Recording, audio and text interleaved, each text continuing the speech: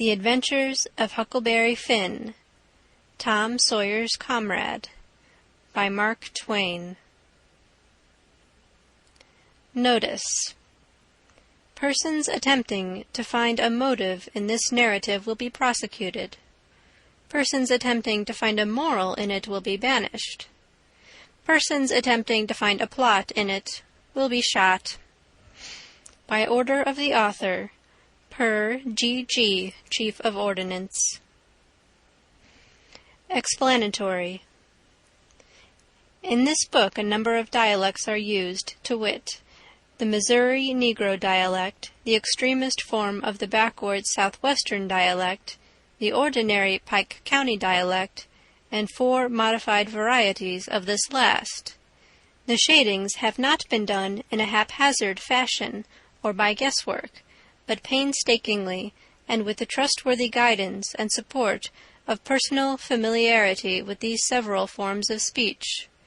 I make this explanation for the reason that without it many readers would suppose that all these characters were trying to talk alike and not succeeding. The Author. Chapter 1. You don't know much about me without you have read a book by the name of The Adventures of Tom Sawyer, but that ain't no matter. That book was made by Mr. Mark Twain, and he told the truth mainly. Without it was Aunt Polly, or the widow, or maybe Mary. Aunt Polly, Tom's Aunt Polly, she is, and Mary and the widow Douglas is all told about in that book, which is mostly a true book, with some stretchers, as I said before. Now the way that the book winds up is this. Tom and me found the money that the robbers hid in the cave, and it made us rich. We got $6,000 apiece, all gold. It was an awful sight of money when it was piled up. Well, Judge Thatcher, he took it and put it out at interest, and it fetched us $1 a day apiece all the year round, more than a body could tell what to do with. The widow Douglas, she took me for her son, and allowed she would civilize me. But it was rough living in the house all the time, considerin' how dismal regular and decent the widow was in all her ways, and so when I couldn't stand it no longer, I lit out. I got into my old rags and my sugar hogshead again, and was free and satisfied. But Tom Sawyer, he hunted me up and said he was going to start a band of robbers, and I might join if I would go back to the widow and be respectable. So I went back. The widow, she cried over me and called me a poor lost lamb, and she called me a lot of other names too, but she never meant no harm by it. She put me in them new clothes again, and I couldn't do nothing but sweat and feel all cramped up. Well then, the old thing commenced again. The widow rung a bell for supper, and you had to come to time. When you got to the table you couldn't go right to eating, but you had to wait for the widow to tuck down her head and grumble a little over the victuals, though there weren't really anything the matter with them. That is nothing, only everything was cooked by itself. In a barrel of odds and ends it is different. Things get mixed up and the juice kind of swaps around, and the things go better. After supper she got out her book and learned me about Moses and the bulrushers, and I was in a sweat to find out all about him, but by and by she let it out that Moses had been dead a considerable long time, so then I didn't care no more about him, because I don't take no stock in dead people. Pretty soon I wanted to smoke and asked the widow to let me, but she wouldn't. She said it was a mean practice and wasn't clean, and I must try to not do it any more. That is just the way with some people. They get down on a thing when they don't know nothing about it. Here she was a-botherin' about Moses, which was no kin to her, and no use to anybody being gone, you see, yet finding a power of fault with me for doing a thing that had some good in it. And she took snuff, too. Of course that was all right, because she done it herself. Her sister, Miss Watson, a tolerable slim old maid, with goggles on, had just come to live with her, and took a set at me now with a spelling book. She worked me middling hard for about an hour, and then the widow made her ease up. I couldn't stand it much longer. Then for an hour it was deadly dull, and I was fidgety. Miss Watson would say, "Don't put your feet up there, Huckleberry," and "Don't scrunch up like that, Huckleberry, sit up straight." And pretty soon she would say, "Don't gap and stretch like that, Huckleberry. Why don't you try to behave?" Then she told me all about the bad place, and I said I wished I was there. She got mad then, but I didn't mean no harm. All I wanted was to go somewheres. All I wanted was a change. I warn't particular. She said it was wicked to say what I said. Said she wouldn't say it for the whole world. She was going to live so as to go to the good place. Well, I couldn't see no advantage in going where she was going, so I made up my mind I wouldn't try for it. But I never said so, because it would only make trouble and wouldn't do no good. Now, she had got a start, and she went on and told me all about the good place. She said all a body would have to do there was to go around all day with a harp and sing forever and ever. So I didn't think much of it, but I never said so. I asked her if she reckoned Tom Sawyer would go there, and she said not by a considerable sight. I was glad about that, because I wanted him and me to be together. Miss Watson, she kept pecking at me, and it got tiresome and lonesome. By and by they fetched the niggers in and had prayers, and then everybody was off to bed. I went up to my room with a piece of candle and put it on the table. Then I sat down in a chair by the window and tried to think of something cheerful, but it warn't no use. I felt so lonesome I most wished I was dead. The stars were shining and the leaves rustled in the woods ever so mournful, and I heard an owl away off hoo-hooing about somebody that was dead, and a whippoorwill, and a dog crying about somebody that was going to die, and the wind was trying to whisper something to me, and I couldn't make out what it was, and so it made the cold shivers run over me. Then away out in the woods I heard that kind of a sound that a ghost makes when it wants to tell about something that's on its mind, and it can't make itself understood, and so can't rest easy in its grave, and has to go about that way every night grieving. I got so downhearted and scared I did wish I had some company. Pretty soon a spider went crawling up my shoulder, and I flipped it off, and it lit in the candle, and before I could budge it was all shriveled up. I didn't need anybody to tell me that that was an awful bad sign and would fetch me some bad luck, so I was scared and most shook the clothes off of me. I got up and turned around in my tracks 3 times and crossed my breast every time, and then I tied up a little lock of my hair with a thread to keep witches away. But I hadn't no confidence. You do that when you've lost a horseshoe that you found, instead of nailing it up over the door.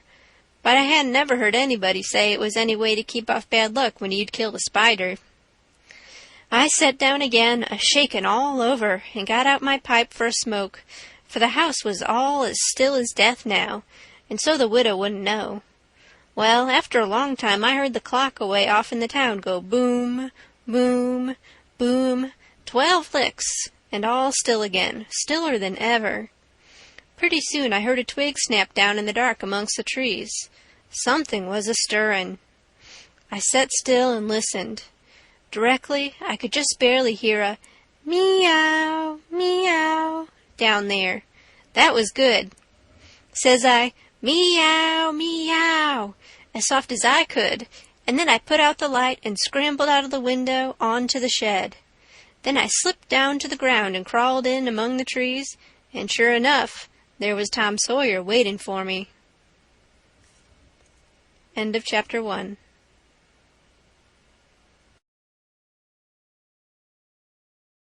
Chapter 2. We went tiptoeing along a path amongst the trees back towards the end of the widow's garden, stooping down so as the branches wouldn't scrape our heads. When we was passing by the kitchen, I fell over a root and made a noise. We scratched down and laid still. Miss Watson's big nigger, named Jim, was settin' in the kitchen door. We could see him pretty clear because there was a light behind him. He got up and stretched his neck out about a minute, listening. Then he says, "Who dare?" He listened some more. Then he came tiptoeing down and stood right between us. We could have touched him nearly. Well, likely it was minutes and minutes that there warn't a sound, and we all there so close together. There was a place on my ankle that got to itchin', but I dasn't scratch it, and then my ear begun to itch, and next my back, right between my shoulders. Seemed like I'd die if I couldn't scratch. Well, I've noticed that thing plenty times since. If you are with Equality, or at a funeral, or trying to go to sleep when you ain't sleepy, if you are anywheres where it won't do for you to scratch, why, you will itch all over in upwards of 1,000 places. Pretty soon Jim says, "Say, who is you? Whar is you? Dog my cats if I didn't hear something. Well, I know what I's gwine to do. I's gwine to set down here and listen till I hears it again." So he sat down on the ground betwixt me and Tom. He leaned his back up against a tree and stretched his legs out till one of 'em most touched one of mine. My nose begun to itch. It itched till the tears come into my eyes, but I doesn't scratch. Then I begun to itch on the inside. Next I got to itching underneath. I didn't know how I was going to set still. This miserableness went on as much as 6 or 7 minutes, but it seemed a sight longer than that. I was itching in 11 different places now. I reckoned I couldn't stand it more'n a minute longer, but I set my teeth hard and got ready to try. Just then Jim begun to breathe heavy. Next he begun to snore, and then I was pretty soon comfortable again. Tom, he made a sign to me, kind of a little noise with his mouth, and we went creeping away on our hands and knees. When we was 10 foot off, Tom whispered to me and wanted to tie Jim to the tree for fun. But I said no, he might wake and make a disturbance, and then they'd find out I warn't in. Then Tom said he hadn't got candles enough, and he would slip in the kitchen and get some more. I didn't want him to try. I said Jim might wake up and come, but Tom wanted to risk it, so we slid in there and got 3 candles, and Tom laid 5 cents on the table for pay. Then we got out, and I was in a sweat to get away, but nothing would do Tom, but he must crawl to where Jim was on his hands and knees and play something on him. I waited, and it seemed a good while. Everything was so still and lonesome.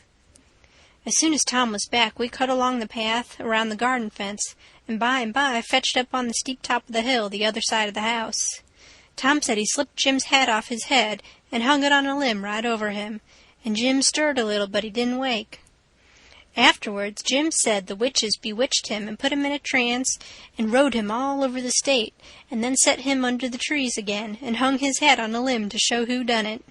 And next time Jim told it, he said they rode him down to New Orleans, and after that, every time he told it, he spread it more and more, till by and by he said they rode him all over the world, and tired him most to death, and his back was all over saddle boils.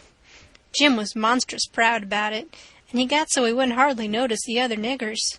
Niggers would come miles to hear Jim tell about it, and he was more looked up to than any nigger in that country. Strange niggers would stand with their mouths open and look him all over, same as if he was a wonder. Niggers is always talking about witches in the dark by the kitchen fire, but whenever one was talking and letting on to know all about such things, Jim would happen in and say, what you know about witches? And that nigger was corked up and had to take a back seat. Jim always kept that 5-center piece around his neck with a string, and said it was a charm the devil give to him with his own hands, and told him he could cure anybody with it, and fetch witches whenever he wanted to just by saying something to it, but he never told what it was he said to it. Niggers would come from all around there and give Jim anything they had, just for a sight of that 5-center piece, but they wouldn't touch it, because the devil had had his hands on it. Jim was most ruined for a servant because he got stuck up on account of having seen the devil and been rode by witches. Well, when Tom and me got to the edge of the hilltop, we looked away down into the village and could see 3 or 4 lights twinkling, where there was sick folks maybe, and the stars over us was sparkling ever so fine, and down by the village was the river, a whole mile broad and awful still and grand. We went down the hill and found Joe Harper and Ben Rogers, and 2 or 3 more of the boys hid in the old tanyard. So we unhitched a skiff and pulled down the river 2.5 miles to the big scar on the hillside and went ashore. We went to a clump of bushes, and Tom made everybody swear to keep the secret, and then showed them a hole in the hill, right in the thickest part of the bushes. Then we lit the candles and crawled in on our hands and knees. We went about 200 yards, and then the cave opened up. Tom poked about amongst the passages and pretty soon ducked under a wall where you wouldn't have noticed that there was a hole. We went along a narrow place and got into a kind of room, all damp and sweaty and cold, and there we stopped.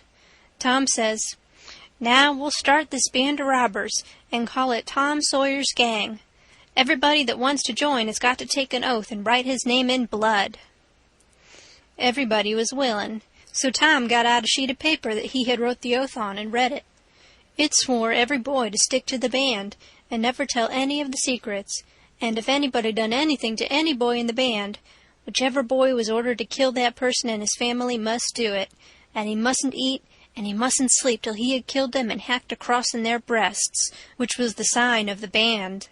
and nobody that didn't belong to the band could use that mark, and if he did, he must be sued, and if he done it again, he must be killed, and if anybody that belonged to the band told the secrets, he must have his throat cut, and then have his carcass burnt up and the ashes scattered all around and his name blotted off of the list with blood, and never mentioned again by the gang, but have a curse put on it and be forgot forever. Everybody said it was a real beautiful oath, and asked Tom if he had got it out of his own head. He said some of it, but the rest was out of pirate books and robber books, and every gang that was high-toned had it. Some thought it would be good to kill the families of boys that told the secrets. Tom said it was a good idea, so he took a pencil and wrote it in. Then Ben Rogers says, "Here's Huck Finn, he ain't got no family. What you going to do about him?" "Well, hain't he got a father?" says Tom Sawyer. "Yes, he's got a father, but you can't never find him these days. He used to lay drunk with the hogs in the tanyard, but he ain't been seen in these parts for a year or more." They talked it over, and they was going to rule me out because they said every boy must have a family or somebody to kill, or else it wouldn't be fair and square for the others. Well, nobody could think of anything to do. Everybody was stumped and set still. I was most ready to cry, but all at once I thought of a way, and so I offered them Miss Watson. They could kill her. Everybody said, "Oh, she'll do. That's all right. Huck can come in." Then they all stuck a pin in their fingers to get blood to sign with, and I made my mark on the paper. "Now," says Ben Rogers, "what's the line of business of this gang?" "Nothing only robbery and murder," Tom said. "But who are we going to rob? Houses or cattle or—" "Stuff! Stealing cattle and such things ain't robbery, it's burglary," says Tom Sawyer. "We ain't burglars. That ain't no sort of style. We are highwaymen. We stop stages and carriages on the road with masks on and kill the people and take their watches and money." "Must we always kill the people?" "Oh, certainly. It's best. Some authorities think differently, but mostly it's considered best to kill them, except some that you bring to the cave here and keep them till they're ransomed." "Ransomed? What's that?" "I don't know, but that's what they do. I've seen it in books, and so of course that's what we've got to do." "But how can we do it if we don't know what it is?" "Why, blame it all, we've got to do it. Don't I tell you it's in the books? Do you want to go to doing different from what's in the books and get things all muddled up?" "Oh, that's very fine to say, Tom Sawyer, but how in the nation are these fellows going to be ransomed if we don't know how to do it to them? That's the thing I want to get at. Now, what do you reckon it is?" "Well, I don't know. But perhaps if we keep them till they're ransomed, it means that we keep them till they're dead." "Now, that's something like. That'll answer. Why couldn't you said that before? We'll keep them till they're ransomed to death, and a bothersome lot they'll be too, eating up everything and always trying to get loose." "How you talk, Ben Rogers. How can they get loose when there's a guard over them, ready to shoot them down if they move a peg?" "A guard? Well, that is good. So somebody's got to sit up all night and never hear." "Because it ain't in the books so, that's why. Now, Ben Rogers, do you want to do things regular, or don't you? That's the idea. Don't you reckon that the people that made the books knows what's the correct thing to do? Do you reckon you can learn 'em anything? Not by a good deal. No, sir, we'll just go on and ransom them in the regular way." "All right. I don't mind, but I say it's a fool's way, anyhow. Say, do we kill the women, too?" "Well, Ben Rogers, if I was as ignorant as you, I wouldn't let on. Kill the women? No. Nobody ever saw anything in the books like that. You fetch them to the cave, and you're always as polite as pie to them, and by, they fall in love with you and never want to go home any more." "Well, if that's the way, I'm agreed, but I don't take no stock in it. Mighty soon we'll have the cave so cluttered up with women and fellows waiting to be ransomed that there won't be no place for the robbers. But go ahead, I ain't got nothing to say." Little Tommy Barnes was asleep now, and when they waked him up he was scared and cried and said he wanted to go home to his ma and didn't want to be a robber any more. So they all made fun of him and called him Crybaby, and that made him mad, and he said he would go straight and tell all the secrets. But Tom give him 5 cents to keep quiet, and said we would all go home and meet next week and rob somebody and kill some people. Ben Rogers said he couldn't get out much, only Sundays, and so he wanted to begin next Sunday. but all the boys said it'd be wicked to do it on Sunday, and that settled the thing. They agreed to get together and fix a day as soon as they could, and then we elected Tom Sawyer first captain and Joe Harper second captain of the gang, and so started home. I clumb up the shed and crept into my window just before day was breaking. My new clothes was all greased up and clayey, and I was dog-tired. End of Chapter 2.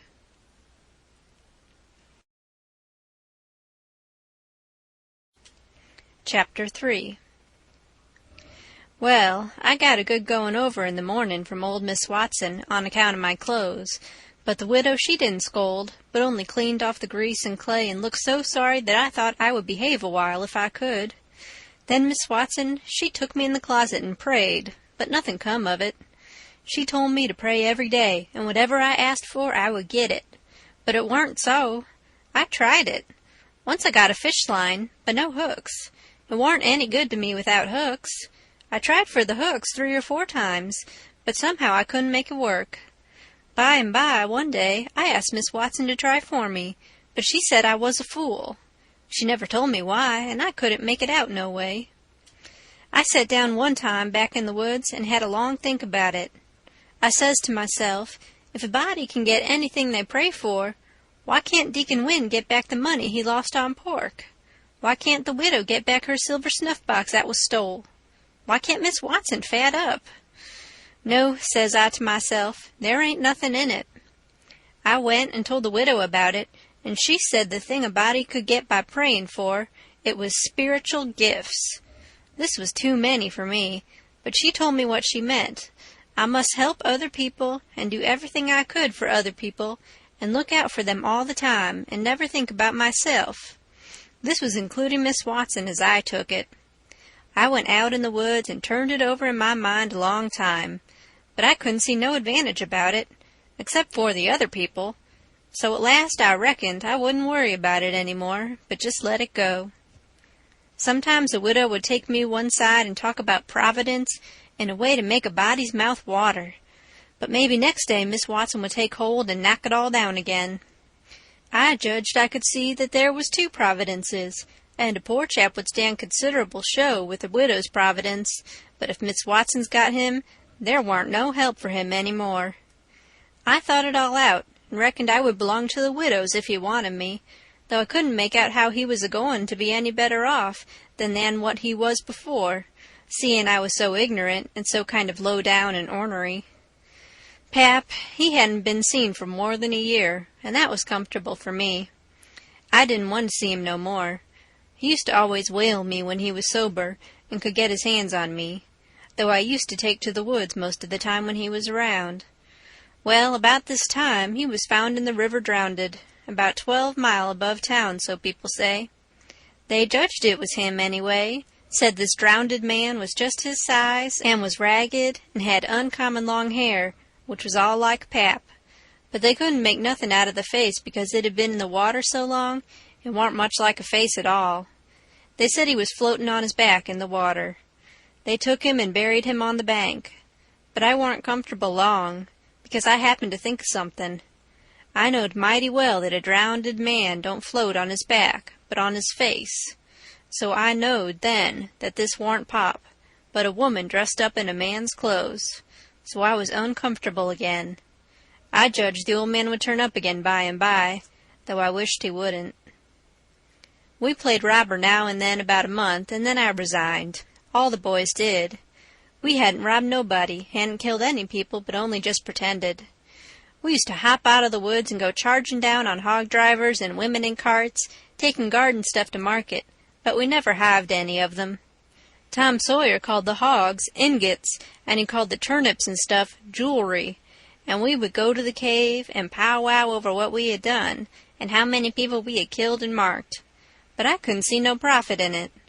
One time Tom sent a boy to run about town with a blazing stick, which he called a slogan, which was the sign for the gang to get together. And then he said he had got secret news by his spies that next day a whole parcel of Spanish merchants and rich Arabs was going to camp in Cave Hollow with 200 elephants and 600 camels and over 1,000 sumpter mules, all loaded down with diamonds, and they didn't have only a guard of 400 soldiers, and so we would lay an ambuscade, as he called it, and kill the lot and scoop the things.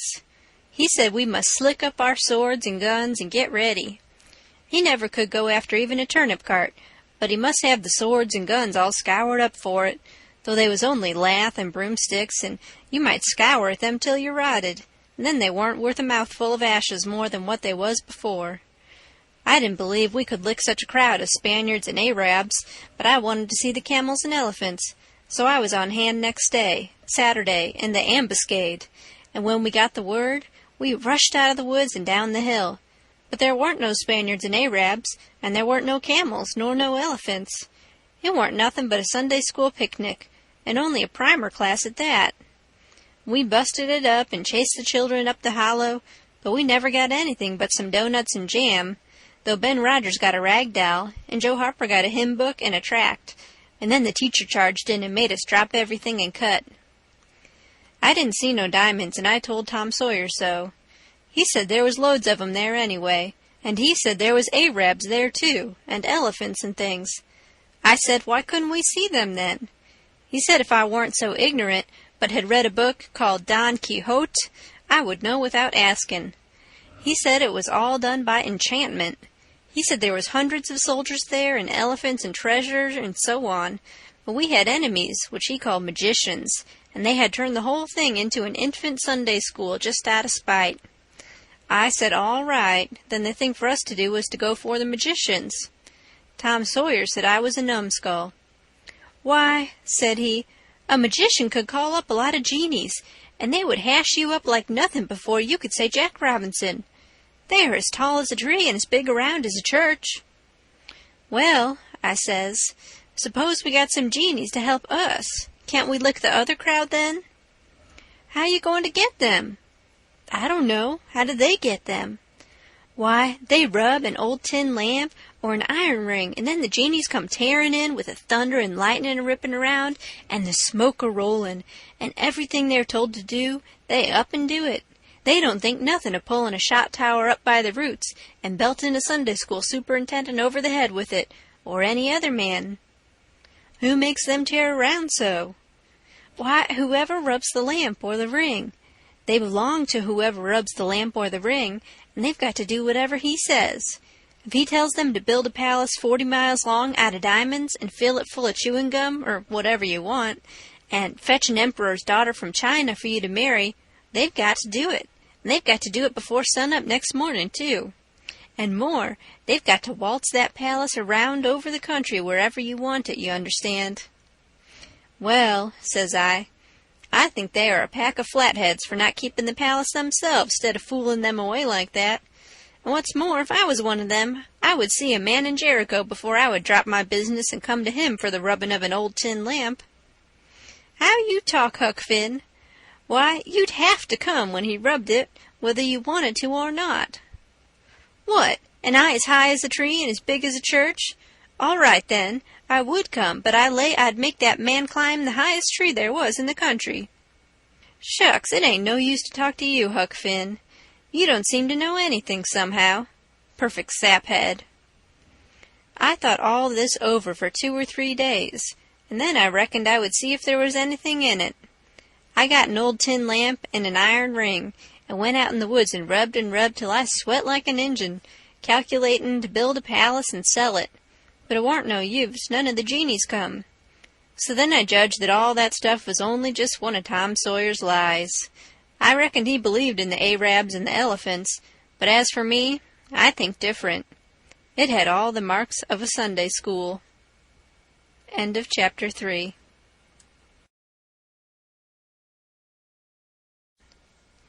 Chapter 4. Well, 3 or 4 months run along, and it was well into the winter now.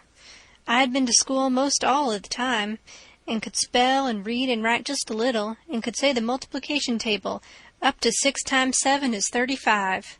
And I don't reckon I could ever get any further than that if I was to live forever. I don't take no stock in mathematics anyway. At first I hated the school, but by and by I got so I could stand it. Whenever I got uncommon tired, I played hooky, and the hidin' I got next day done me good and cheered me up. So the longer I went to school, the easier it got to be, the bad luck. But Miss Watson was in ahead of me and crossed me off. She says, "Take your hands away, Huckleberry. What a mess you were always making." The widow put in a good word for me, but that warn't going to keep off the bad luck. I knowed that well enough. I started out after breakfast, feeling worried and shaky and wondering where it was going to fall on me and what it was going to be. There's ways to keep off some kinds of bad luck, but this wasn't one of them kind, so I never tried to do anything but just poked along, low-spirited and on the watch-out. I went down to the front garden and clumb over the stile where you go through the high-board fence. There was an inch of new snow on the ground, and I seen somebody's tracks. They had come up from the quarry and stood around the stile a while, and then went on around the garden fence. It was funny they hadn't come in after standing around so. I couldn't make it out. It was very curious, somehow. I was going to follow around, but I stooped down to look at the tracks first. I didn't notice anything at first, but next I did. There was a cross in the left boot heel, made with big nails, to keep off the devil.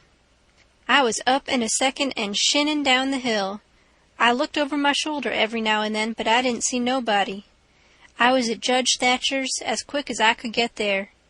He said, "Why, my boy, you are all out of breath. Did you come for your interest?" "No, sir," I says. "Is there some for me?" "Oh, yes. A half-yearly is in last night.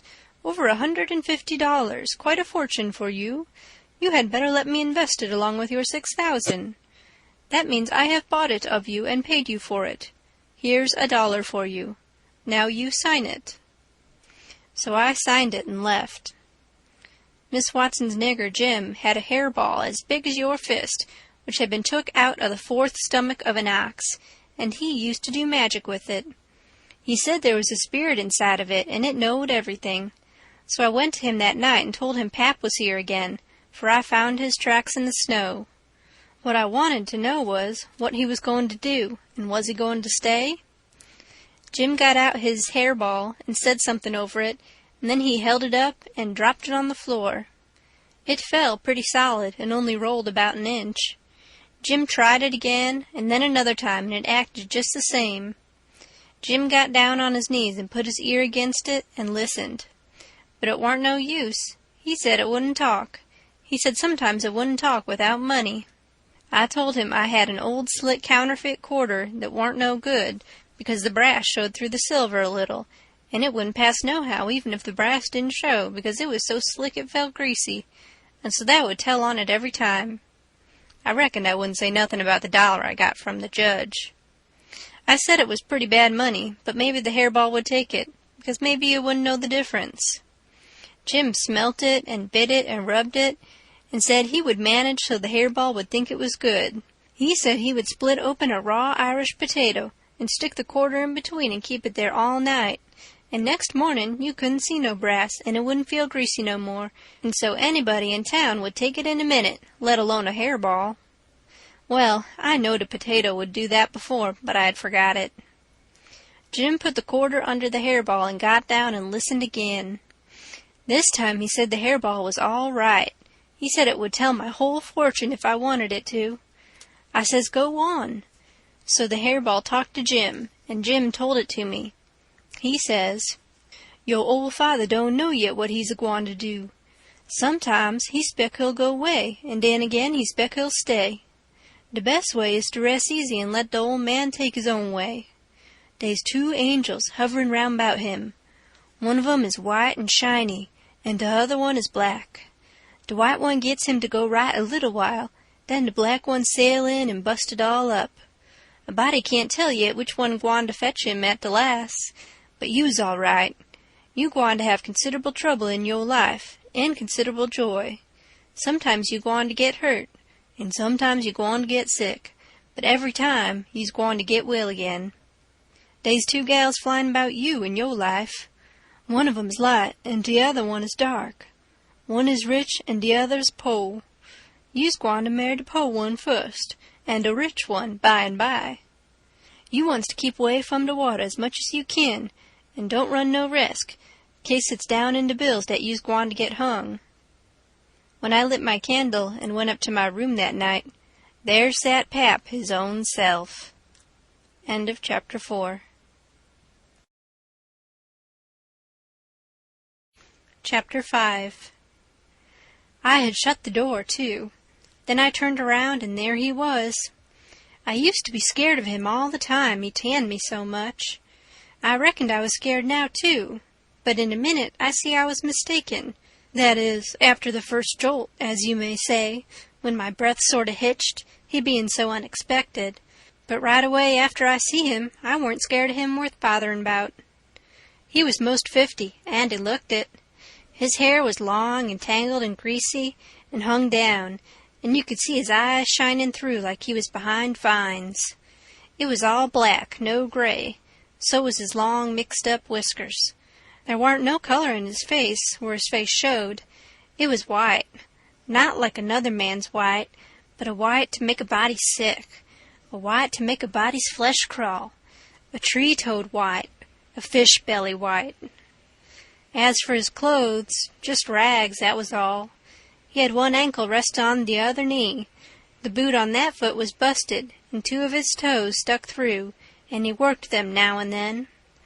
His hat was layin' on the floor, an old black slouch with the top caved in like a lid. I stood a-lookin' at him. He set there a-lookin' at me, with his chair tilted back a little. I set the candle down. I noticed the window was up, so he had clumb in by the shed. He kept a-lookin' me all over. By and by he says, "Starchy clothes, very. You think you're a good deal of a big bug, don't you?" "Maybe I am, maybe I ain't," I says. "Don't you give me none of your lip," says he. "You've put on considerable many frills since I've been away. I'll take you down a peg before I get done with you. You're educated, too, they say, can read and write.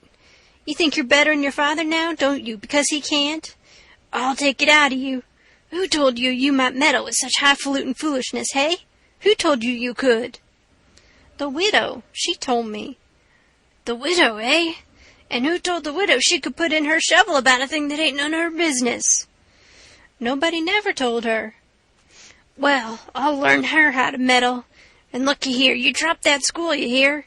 I'll learn people to bring up a boy to put on airs over his own father, and let on to be better'n what he is. You let me catch you fooling around that school again, you hear? Your mother couldn't read, and she couldn't write nother, before she died. None of the family couldn't before they died.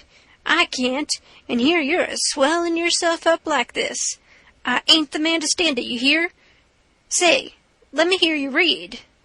I took up a book and begun something about General Washington and the wars. When I'd read about half a minute, he fetched the book a whack with his hand and knocked it across the house. He says, "It's so. You can do it. I had my doubts when you told me. Now looky here.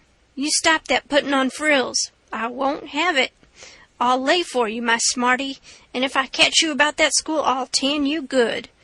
First, you know, you'll get religion, too. I never see such a son." He took up a little blue and yaller picture of some cows and a boy, and says, "What's this?" "It's something they give me for learning my lessons good." He tore it up, and says, "I'll give you something better. I'll give you a cowhide." He set there a-mumbling and a-growling a minute, and then he says, "Ain't you a sweet-scented dandy, though? A bed and bedclothes, and a looking-glass, and a piece of carpet on the floor, and your own father got to sleep with the hogs in the tanyard. I never see such a son. I bet I'll take some of these frills out of you before I'm done with you. Why, there ain't no end to your airs. They say you're rich. Hey, how's that?" "They lie, that's how." "Looky here, mind how you talk to me. I'm a-standing about all I can stand now, so don't give me no sass. I've been in town 2 days, and I hain't heard nothing but about you being rich. I heard about it away down the river, too.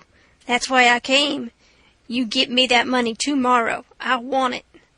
"I hain't got no money." "It's a lie. Judge Thatcher's got it. You get it. I want it." "I hain't got no money, I tell you. You ask Judge Thatcher, he'll tell you the same. All right, I'll ask him, and I'll make him pungle, too, or I'll know the reason why. Say, how much you got in your pocket? I want it. I ain't got only $1, and I want that, too. It don't make no difference what you want it for, you just shell it out. He took it and bit it to see if it was good. And then he said he was going downtown to get some whiskey, said he hadn't had a drink all day. When he had got out on the shed, he put his head in again, and cussed me for putting on frills and trying to be better than him. And when I reckoned he was gone, he come back and put his head in again, and told me to mind about that school, because he was going to lay for me and lick me if I didn't drop that.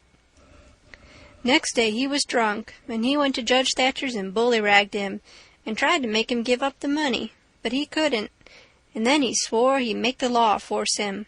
The judge and the widow went to law to get the court to take me away from him, and let one of them be my guardian, but it was a new judge that had just come, and he didn't know the old man. So he said courts mustn't interfere and separate families if they could help it. Said he'd druther not take a child away from its father. So Judge Thatcher and the widow had to quit on the business. That pleased the old man till he couldn't rest. He said he'd cowhide me till I was black and blue if I didn't raise some money for him. I borrowed $3 from Judge Thatcher, and Pap took it and got drunk and went to blowing around and cussing and whooping and carrying on, and he kept it up all over town with a tin pan till most midnight. Then they jailed him, and next day they had him before court and jailed him again for a week. But he said he was satisfied, said he was the boss of his son, and he'd make it warm for him. When he got out, the new judge said he was going to make a man of him. So he took him to his own house and dressed him up clean and nice and had him to breakfast and dinner and supper with the family, and was just old pie to him, so to speak. And after supper he talked to him about temperance and such things till the old man cried and said he'd been a fool and fooled away his life, but now he was going to turn over a new leaf and be a man nobody wouldn't be ashamed of, and he hoped the judge would help him and not look down on him. The judge said he could hug him for them words, so he cried, and his wife she cried again. Pap said he'd been a man that had always been misunderstood before, and the judge said he believed it. The old man said that what a man wanted that was down was sympathy, and the judge said it was so. So they cried again. And when it was bedtime, the old man rose up and held out his hand and says, "Look at it, gentlemen and ladies all. Take a hold of it, shake it. There's a hand that was the hand of a hog, but it ain't so no more. It's the hand of a man that started in on a new life, and'll die before he'll go back. You mark them words, don't forget I said them. It's a clean hand now, shake it. Don't be afeard." So they shook it one after the other all around and cried. The judge's wife, she kissed it. Then the old man, he signed a pledge, made his mark. The judge said it was the holiest time on record, or something like that. Then they tucked the old man into a beautiful room, which was the spare room, and in the night sometime he got powerful thirsty, and clumb out onto the porch roof and slid down a stanchion, and traded his new coat for a jug of 40 rod, and clumb back again and had a good old time. And towards daylight he crawled out again, drunk as a fiddler, and rolled off the porch and broke his left arm in 2 places, and was most froze to death when somebody found him after sun-up. And when they come to look at that spare room, they had to take soundings before they could navigate it. The judge, he felt kind of sore. He said he reckoned a body could reform the old man with a shotgun, maybe, but he didn't know no other way. End of chapter 5.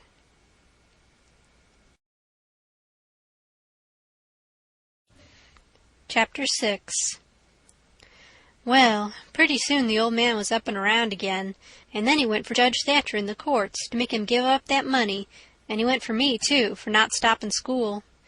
He catched me a couple of times and thrashed me, but I went to school just the same, and dodged him or outrun him most of the time. I didn't want to go to school much before, but I reckoned I'd go now to spite Pap. That law trial was a slow business. Appeared like they weren't ever going to get started on it. So every now and then I'd borrow $2 or $3 off of the judge for him, to keep from getting a cowhiding. Every time he got money he got drunk, and every time he got drunk he raised Cain around town, and every time he raised Cain he got jailed. He was just suited. This kind of thing was right in his line. He got to hanging around the widow's too much, and so she told him at last that if he didn't quit using around there, she would make trouble for him. Well, wasn't he mad? He said he would show who was Huck Finn's boss. So he watched out for me one day in the spring and catched me, and took me up the river about 3 miles in a skiff, and crossed over to the Illinois shore, where it was woody and there weren't no houses but an old log hut in a place where the timber was so thick you couldn't find it if you didn't know where it was. He kept me with him all the time, and I never got a chance to run off. We lived in that old cabin, and he always locked the door and put the key under his head nights. He had a gun which he had stole, I reckon, and we fished and hunted, and that was what we lived on. Every little while he locked me in and went down to the store 3 miles to the ferry, and traded fish and game for whiskey, and fetched it home and got drunk and had a good time, and licked me. The widow, she found out where I was by and by, and she sent a man over to try to get a hold of me, but Pap drove him off with a gun, and it warn't long after that till I was used to being where I was and liked it, all but the cowhide part. It was kind of lazy and jolly, laying off comfortable all day, smoking and fishing, and no books nor study. 2 months or more run along, and my clothes got to be all rags and dirt, and I didn't see how I'd ever got to like it so well at the widow's, where you had to wash and eat on a plate and comb up and go to bed and get up regular and be forever bothering over a book, and have old Miss Watson pecking at you all the time. I didn't want to go back no more. I had stopped cussing because the widow didn't like it, but now I took to it again because Pap hadn't no objections. It was pretty good times up in the woods there, take it all around. But by and by, Pap got too handy with his hickory, and I couldn't stand it. I was all over welts. He got to going away so much, too, and locking me in. Once he locked me in and was gone 3 days. It was dreadful lonesome. I judged he had drowned, and I wasn't ever going to get out any more. I was scared. I made up my mind I would fix up some way to leave there. I had tried to get out of that cabin many a time, but I couldn't find no way. There warn't a window to it big enough for a dog to get through. I couldn't get up the chimbley. It was too narrow. The door was thick, solid oak slabs. Pap was pretty careful not to leave a knife or anything in the cabin when he was away. I reckon I had hunted the place over as much as 100 times. Well, I was most all the time at it because it was about the only way to put in the time. But this time I found something at last. I found an old rusty wood saw without any handle. It was laid in between a rafter and the clapboards of the roof. I greased it up and went to work. There was an old horse blanket nailed against the logs at the far end of the cabin behind the table to keep the wind from blowing through the chinks and putting the candle out. I got under the table and raised the blanket and went to work to saw a section of the big bottom log out, big enough to let me through. Well, it was a good long job, but I was getting towards the end of it when I heard Pap's gun in the woods. I got rid of the signs of my work and dropped the blanket and hid my saw, and pretty soon Pap came in. Pap warn't in a good humor, so he was his natural self. He said he was downtown and everything was going wrong. His lawyer said he reckoned he would win his lawsuit and get the money if they ever got started on the trial. But then there was ways to put it off a long time, and Judge Thatcher knowed how to do it. And he said people allowed there'd be another trial to get me away from him and give me to the widow for my guardian, and they guessed it would win this time. This shook me up considerable, because I didn't want to go back to the widow's any more and be so cramped up and civilized, as they called it. Then the old man got to cussing and cussed everything and everybody he could think of, and then cussed them all over again to make sure he hadn't skipped any, and after that he polished off with a kind of a general cuss all around, including a considerable parcel of people which he didn't know the names of, and so called them what's-his-name when he got to them, and went right along with his cussing. He said he would like to see the widow get me. He said he would watch out, and if they tried to come any such game on him, he knowed of a place 6 or 7 mile off to stow me in, where they might hunt till they dropped and they couldn't find me. That made me pretty uneasy again, but only for a minute. I reckoned he wouldn't stay on hand till he got that chance. The old man made me go to the skiff and fetch the things he had got. There was a 50-pound sack of cornmeal, and a side of bacon, ammunition, and a 4-gallon jug of whiskey, and an old book and 2 newspapers for wadding, besides some tow. I toted up a load and went back and sat down on the bow of the skiff to rest. I thought it all over, and I reckoned I would walk off with a gun and some lines and take to the woods when I run away. I guessed I wouldn't stay in one place, but just tramp right across country, mostly night times, and hunt and fish to keep alive, and so get so far away that the old man nor the widow couldn't ever find me any more.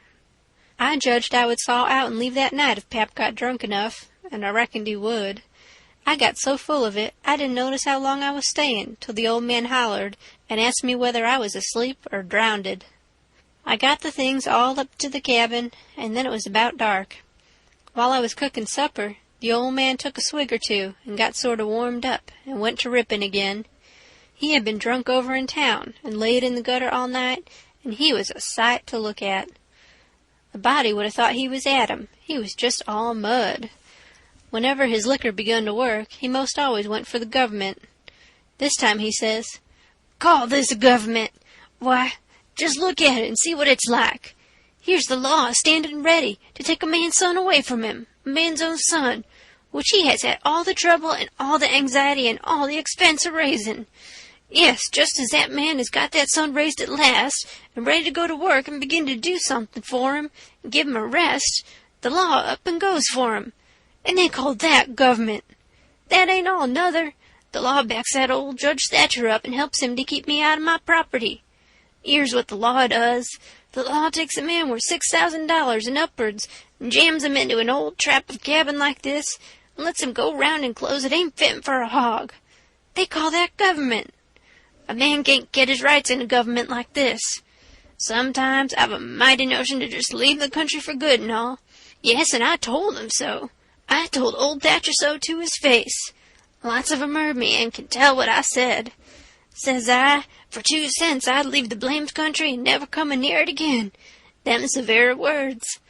I says, look at my hat, if you call it a hat, but the lid raises up and the rest of it goes down till it's below my chin, and then it ain't rightly a hat at all, but more like my head was shoved up through a gentle stovepipe. Look at it, I says, such a hat for me to wear. One of the wealthiest men in this town if I could get my rights. Oh, yes, this is a wonderful government. Wonderful. Why, looky here. There is a free nigger there from Ohio, a mulatto, most as white as any man. He had the whitest shirt on you ever see, too, and the shiniest hat, and there ain't a man in that town that's got as fine clothes as what he had, and he had a gold watch and chain and a silver-headed cane, the awfulest old gray-headed nabob in the state. And what do you think? They said he was a professor in a college and could talk all kinds of languages and knowed everything. And that ain't the worst. They said he could vote when he was at home. Well, that let me out. Thinks I, what is the country a-comin' to? It was 'lection day, and I was just about to go and vote myself if I warn't too drunk to get there. But when they told me there was a state in this country where they'd let that nigger vote, I drawed out. I says I'll never vote again. Them's the very words I said. They all heard me. And the country may rot for all me. I'll never vote again as long as I live.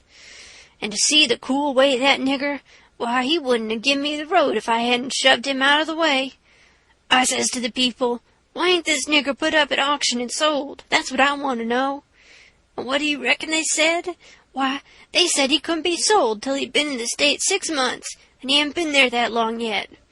There now, that's a specimen. They call that a government that can't sell a free nigger till he's been in the state 6 months. Here's a government that calls itself a government, and lets it on to be a government, and thinks it is a government, and yet it's got to set stock still for 6 whole months before it can get a hold of a prowling, thieving, infernal, white-shirted free nigger, and... Pap was a-going on so he never noticed where his old limberlegs was taking him to. So he went head over heels over the tub of salt pork, and barked both shins, and the rest of his speech was all the hottest kind of language, mostly huv at the nigger and the government, though he give the tub some, too, while along here and there. He hopped around the cabin considerable, first on one leg and then on the other, holding first one shin and then the other one, and at last he let out with his left foot all of a sudden and fetched the tub a rattling kick. But it warn't a good judgment, because that was the boot that had a couple of his toes leaking out of the front end of it, So now he raised a howl that fairly made a body's hair raise, and down he went in the dirt, and rolled there, and held his toes, and the cussin' he done then laid over anything he had ever done previous.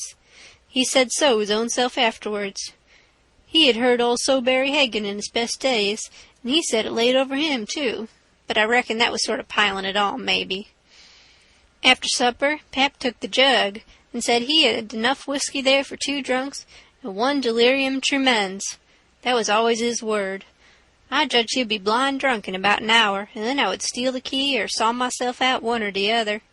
He drank and tumbled down on his blankets by and by, but luck didn't run my way. He didn't go sound asleep, but was uneasy. He groaned and moaned and thrashed round this way and that for a long time.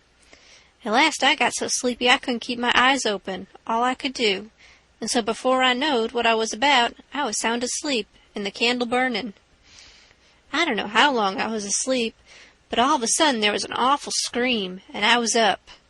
There was Pap looking wild, and skipping around every which way and yelling about snakes.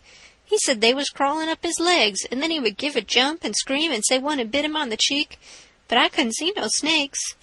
He started and run around and round the cabin hollering, take him off, he's biting me on the neck."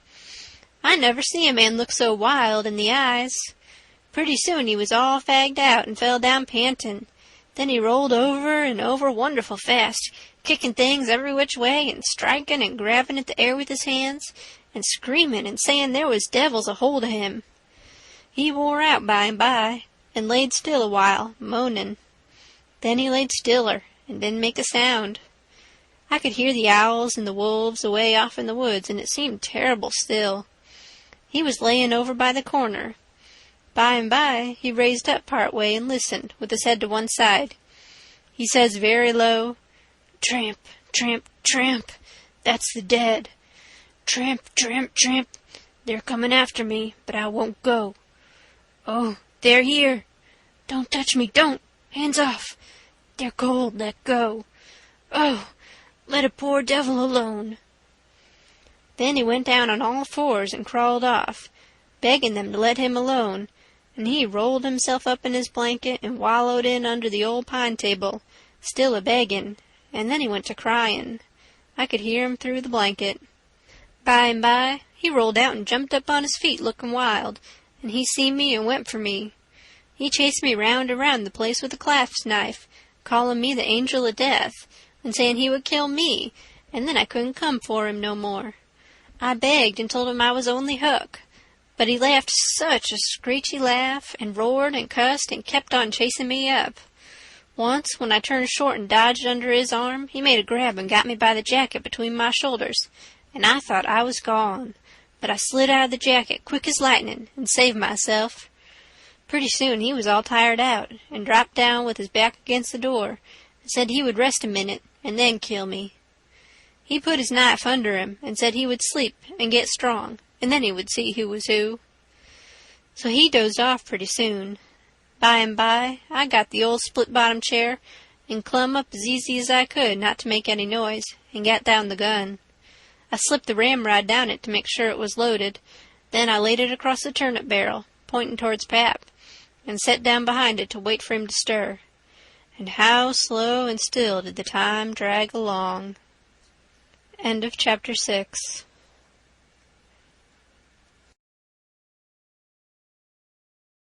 Chapter 7. "Get up! What you 'bout?" I opened my eyes and looked around, trying to make out where I was. It was after sunup, and I had been sound asleep. Pap was standing over me looking sour and sick, too. He says, "What you doing with this gun?" I judged he didn't know nothing about what he had been doing, so I says, "Somebody tried to get in, so I was laying for him." "Why didn't you roust me out?" "Well, I tried to, but I couldn't. I couldn't budge you." "Well, all right. Don't stand there palavering all day, but out with you and see if there's a fish on the lines for breakfast. I'll be along in a minute." He unlocked the door, and I cleared out up the river bank. I noticed some pieces of limbs and such things floating down, and a sprinkling of bark, so I knowed the river had begun to rise. I reckoned I would have great times now if I was over at the town. The June rise used to be always luck for me, because as soon as that rise begins, here comes cordwood floating down, and pieces of log rafts, sometimes a dozen logs together, so all you have to do is catch 'em and sell 'em to the wood yards and the sawmill. I went along up the bank with one eye out for Pap, and the other one out for what the rise might fetch along. Well, all at once here comes a canoe, just a beauty, too, about 13 or 14 foot long, riding high like a duck. I shot head first off of the bank like a frog, clothes and all on, and struck out for the canoe. I just expected there'd be somebody layin' down in it, because people often done that to fool folks, and when a chap had pulled a skiff out most to it, they'd raise up and laugh at him. But it warn't so this time. It was a drift canoe, sure enough, and I clumb in and paddled her ashore. Thinks I, the old man will be glad when he sees this. She's worth $10. But when I got to shore, Pap wasn't in sight yet, and as I was running her into a little creek like a gully, all hung over with vines and willows, I struck another idea. I judged I'd hide her good, and then, 'stead of taking to the woods when I run off, I'd go down the river 'bout 50 mile and camp in one place for good, and not have such a rough time tramping on foot. It was pretty close to the shanty, and I thought I heard the old man comin' all the time, but I got her hid, and then I out and looked around a bunch of willows, and there was the old man down the path a piece just drawin' a bead on a bird with his gun, so he hadn't seen anything. When he got along, I was hard at it taking up a trot line. He abused me a little for being so slow, but I told him I fell in the river, and that was what made me so long. I knowed he would see I was wet, and then he would be asking questions. We got 5 catfish off the lines and went home. While we laid off after breakfast to sleep up, both of us being about wore out, I got to thinking that if I could fix up some way to keep Pap and the widow from trying to follow me, it would be a certainer thing than trusting to luck to get far enough off before they missed me. You see, all kinds of things might happen. Well, I didn't see no way for a while, but by and by Pap raised up a minute to drink another barrel of water, and he says, "Another time a man comes a-prowlin' round here, you rouse me out, you hear? That man warn't here for no good. I'd 'a' shot him. Next time you rouse me out, you hear?" Then he dropped down and went to sleep again, but what he had been saying give me the very idea I wanted. I says to myself, I can fix it now so nobody won't think of following me. About 12 o'clock we turned out and went along up the bank. The river was coming up pretty fast, and lots of driftwood going by on the rise. By and by, along comes part of a log raft, 9 logs fast together. We went out with the skiff and towed it ashore. Then we had dinner. Anybody but Pap would have waited and seen the day through, so as to catch more stuff, but that warn't Pap's style. 9 logs was enough for one time. He must shove right over to town and sell. So he locked me in and took the skiff and started off towing the raft about 3:30. I judged he wouldn't come back that night. I waited till I reckoned he had got a good start. Then I out with my saw and went to work on that log again. Before he was the other side of the river, I was out of the hole. Him and his raft was just a speck on the water, away off yonder. I took the sack of cornmeal and took it to where the canoe was hid, and shoved the vines and branches apart, and put it in. Then I done the same with the side of bacon, then the whiskey jug. I took all the coffee and sugar there was, and all the ammunition. I took the wadding, I took the bucket and gourd, I took a dipper and a tin cup, and my old saw and 2 blankets, and the skillet and the coffee pot. I took fish lines and matches and other things, everything that was worth a cent. I cleaned out the place. I wanted an axe, but there wasn't any, only the one out at the woodpile, and I knowed why I was going to leave that. I fetched out the gun, and now I was done.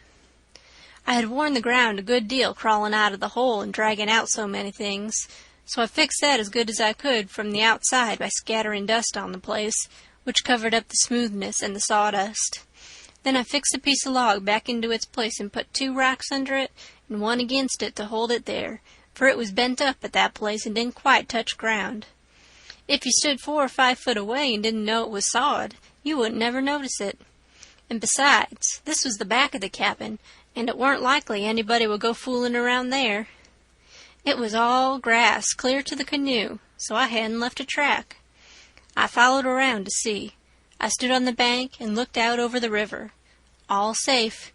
So I took the gun and went up a piece into the woods and was hunting around for some birds when I see a wild pig. Hogs soon went wild in them bottoms after they had got away from the prairie farms. I shot this fellow and took him into camp. I took the axe and smashed in the door. I beat it and hacked it considerable a-doing it. I fetched the pig in and took him back nearly to the table and hacked into his throat with the axe and laid him down on the ground to bleed. I say ground because it was ground, hard-packed and no boards. Well, next I took an old sack and put a lot of big rocks in it, all I could drag, and I started it from the pig and dragged it to the door and through the woods down to the river and dumped it in, and down it sunk out of sight. You could easy see that something had been dragged over the ground. I did wish Tom Sawyer was there. I knowed he would take an interest in this kind of business and throw in the fancy touches. Nobody could spread himself like Tom Sawyer in such a thing as that. Well, last I pulled out some of my hair and blooded the axe good and stuck it on the backside and slung the axe in the corner. Then I took up the pig and held him to my breast with my jacket so he couldn't drip, till I got a good piece below the house, and then dumped him into the river. Now I thought of something else, so I went and got the bag of meal and my old saw out of the canoe and fetched them to the house. I took the bag to where it used to stand and ripped a hole in the bottom of it with the saw, for there warn't no knives and forks on the place. Pap done everything with his clasp knife about the cooking. Then I carried the sack about 100 yards across the grass and through the willows east of the house to a shallow lake that was 5 miles wide and full of rushes and ducks too, you might say, in the season. There was a slough or a creek leading out of it on the other side that went miles away. I don't know where, but it didn't go to the river. The meal sifted out and made a little track all the way to the lake. I dropped Pap's whetstone there, too, so as to look like it had been done by accident. Then I tied up the rip in the meal sack with a string so it wouldn't leak no more, and took it and my saw to the canoe again. It was about dark now, so I dropped the canoe down the river under some willows that hung over the bank, and waited for the moon to rise. I made fast to a willow. Then I took a bite to eat, and by laid down in the canoe to smoke a pipe and lay out a plan. I says to myself, they'll follow the track of that sack full of rocks to the shore and then drag the river for me, and they'll follow that meal track to the lake and go browsing down the creek that leads out of it to find the robbers that killed me and took the things. They won't ever hunt the river for anything but my dead carcass. They'll soon get tired of that and won't bother no more about me. All right, I can stop anywhere I want to. Jackson's Island is good enough for me. I know that island pretty well, and nobody ever comes there. And then I can paddle over to town nights and slink around and pick up things I want. Jackson's Island's the place. I was pretty tired, and the first thing I knowed I was asleep. When I woke up, I didn't know where I was for a minute. I sat up and looked around, a little scared. Then I remembered. The river looked miles and miles across. The moon was so bright I could have counted the drift logs that went a-slipping along, black and still, hundreds of yards out from shore. Everything was dead quiet, and it looked late and smelt late. You know what I mean. I don't know the words to put it in. I took a good gap and a stretch and was just going to unhitch and start when I heard a sound away over the water. I listened. Pretty soon I made it out. It was that dull kind of a regular sound that comes from oars working in rowlocks when it's a still night. I peeped out through the willow branches, and there it was, a skiff away across the water. I couldn't tell how many was in it. It kept a-comin', and when it was abreast of me, I see there warn't but one man in it. Thinks I, maybe it's Pap, though I warn't expectin' him. He dropped below me with the current, and by he came a-swinging up shore in the easy water, and he went by so close I could have reached out the gun and touched him. Well, it was Pap, sure enough, and sober, too, by the way he laid his oars. I didn't lose no time. The next minute I was a-spinning downstream soft but quick in the shade of the bank. I made 2 miles and a half, and then struck out 1/4 of a mile or more towards the middle of the river, because pretty soon I'd be passing the ferry landing, and people might see me and hail me. I got out amongst the driftwood, and then laid down in the bottom of the canoe and let her float. I laid there and had a good rest and a smoke out of my pipe, looking away into the sky. Not a cloud in it. The sky looks ever so deep when you lay down on your back in the moonshine. I never knowed it before. And how far a body can hear on the water such nights. I heard people talking at the ferry landing. I heard what they said, too, every word of it. One man said it was getting towards the long days and the short nights now. The other one said this warn't one of the short ones, he reckoned.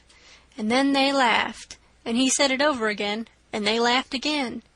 Then they waked up another fella and told him, and laughed, but he didn't laugh. He ripped out something brisk and said let him alone.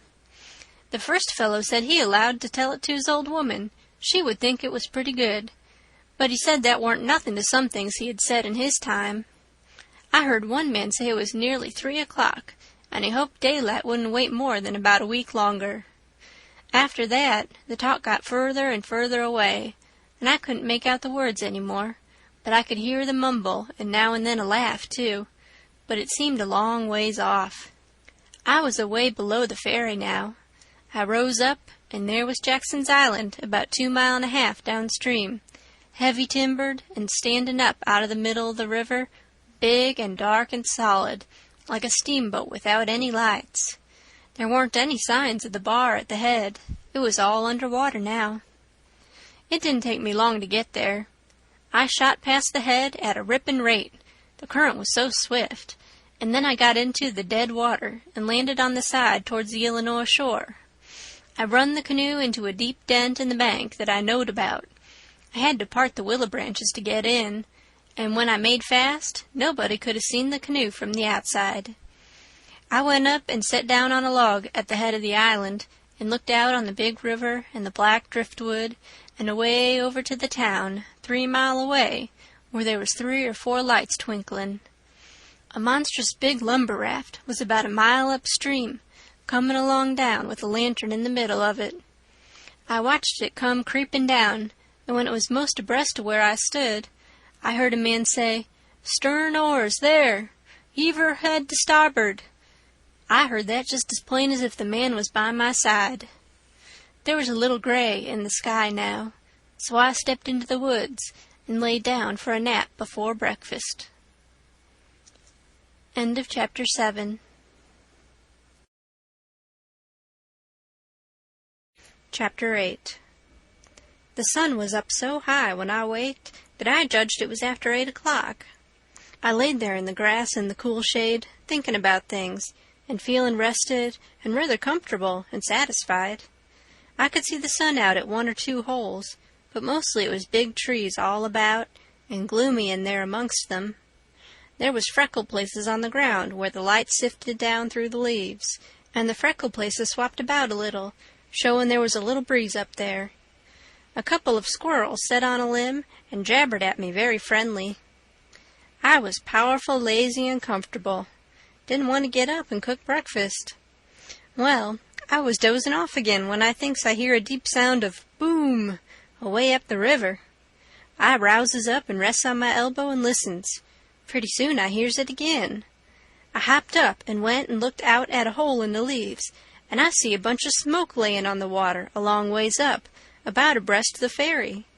And there was the ferry boat, full of people floating along down.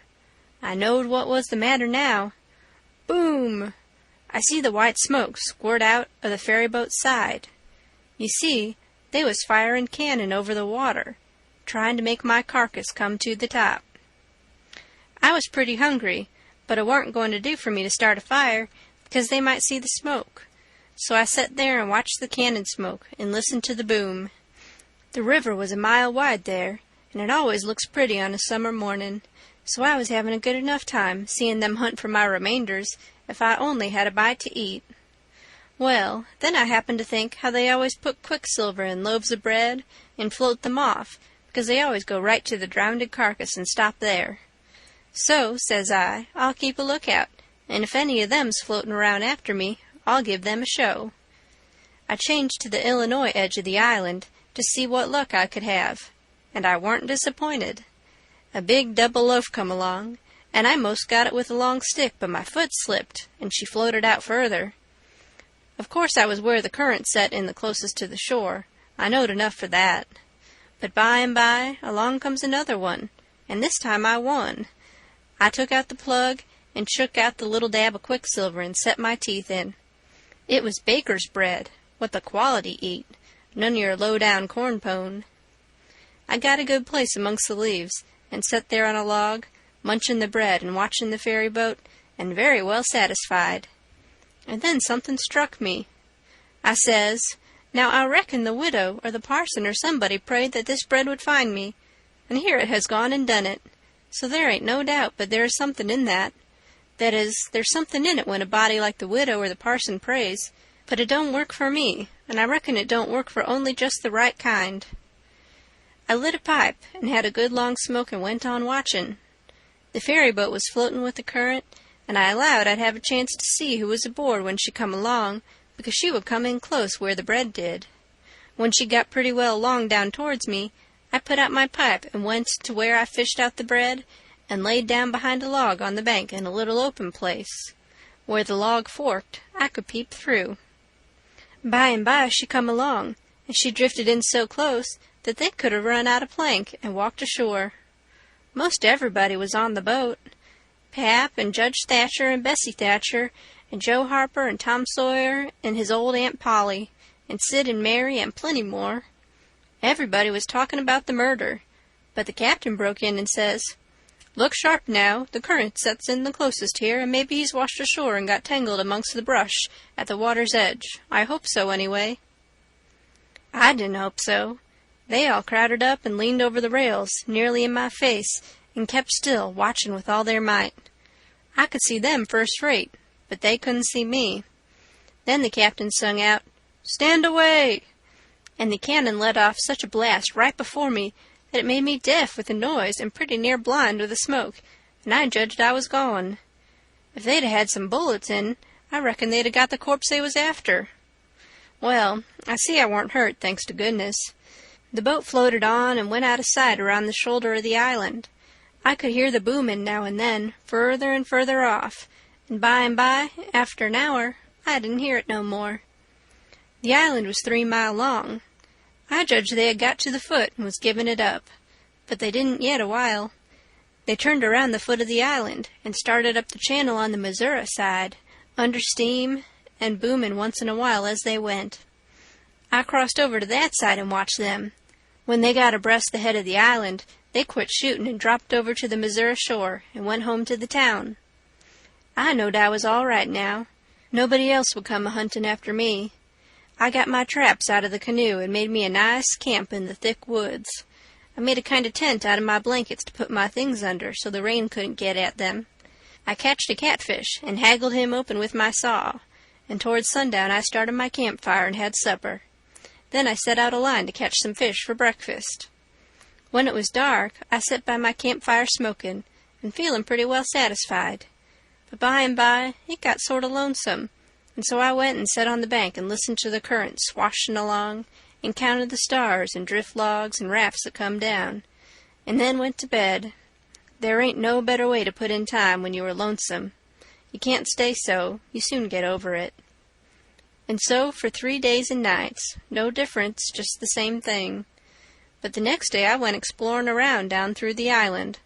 I was boss of it. It all belonged to me, so to say, and I wanted to know all about it. But mainly I wanted to put in the time. I found plenty strawberries ripe and prime, and green summer grapes and green raspberries, and the green blackberries was just beginning to show. They would all come handy by and by, I judged.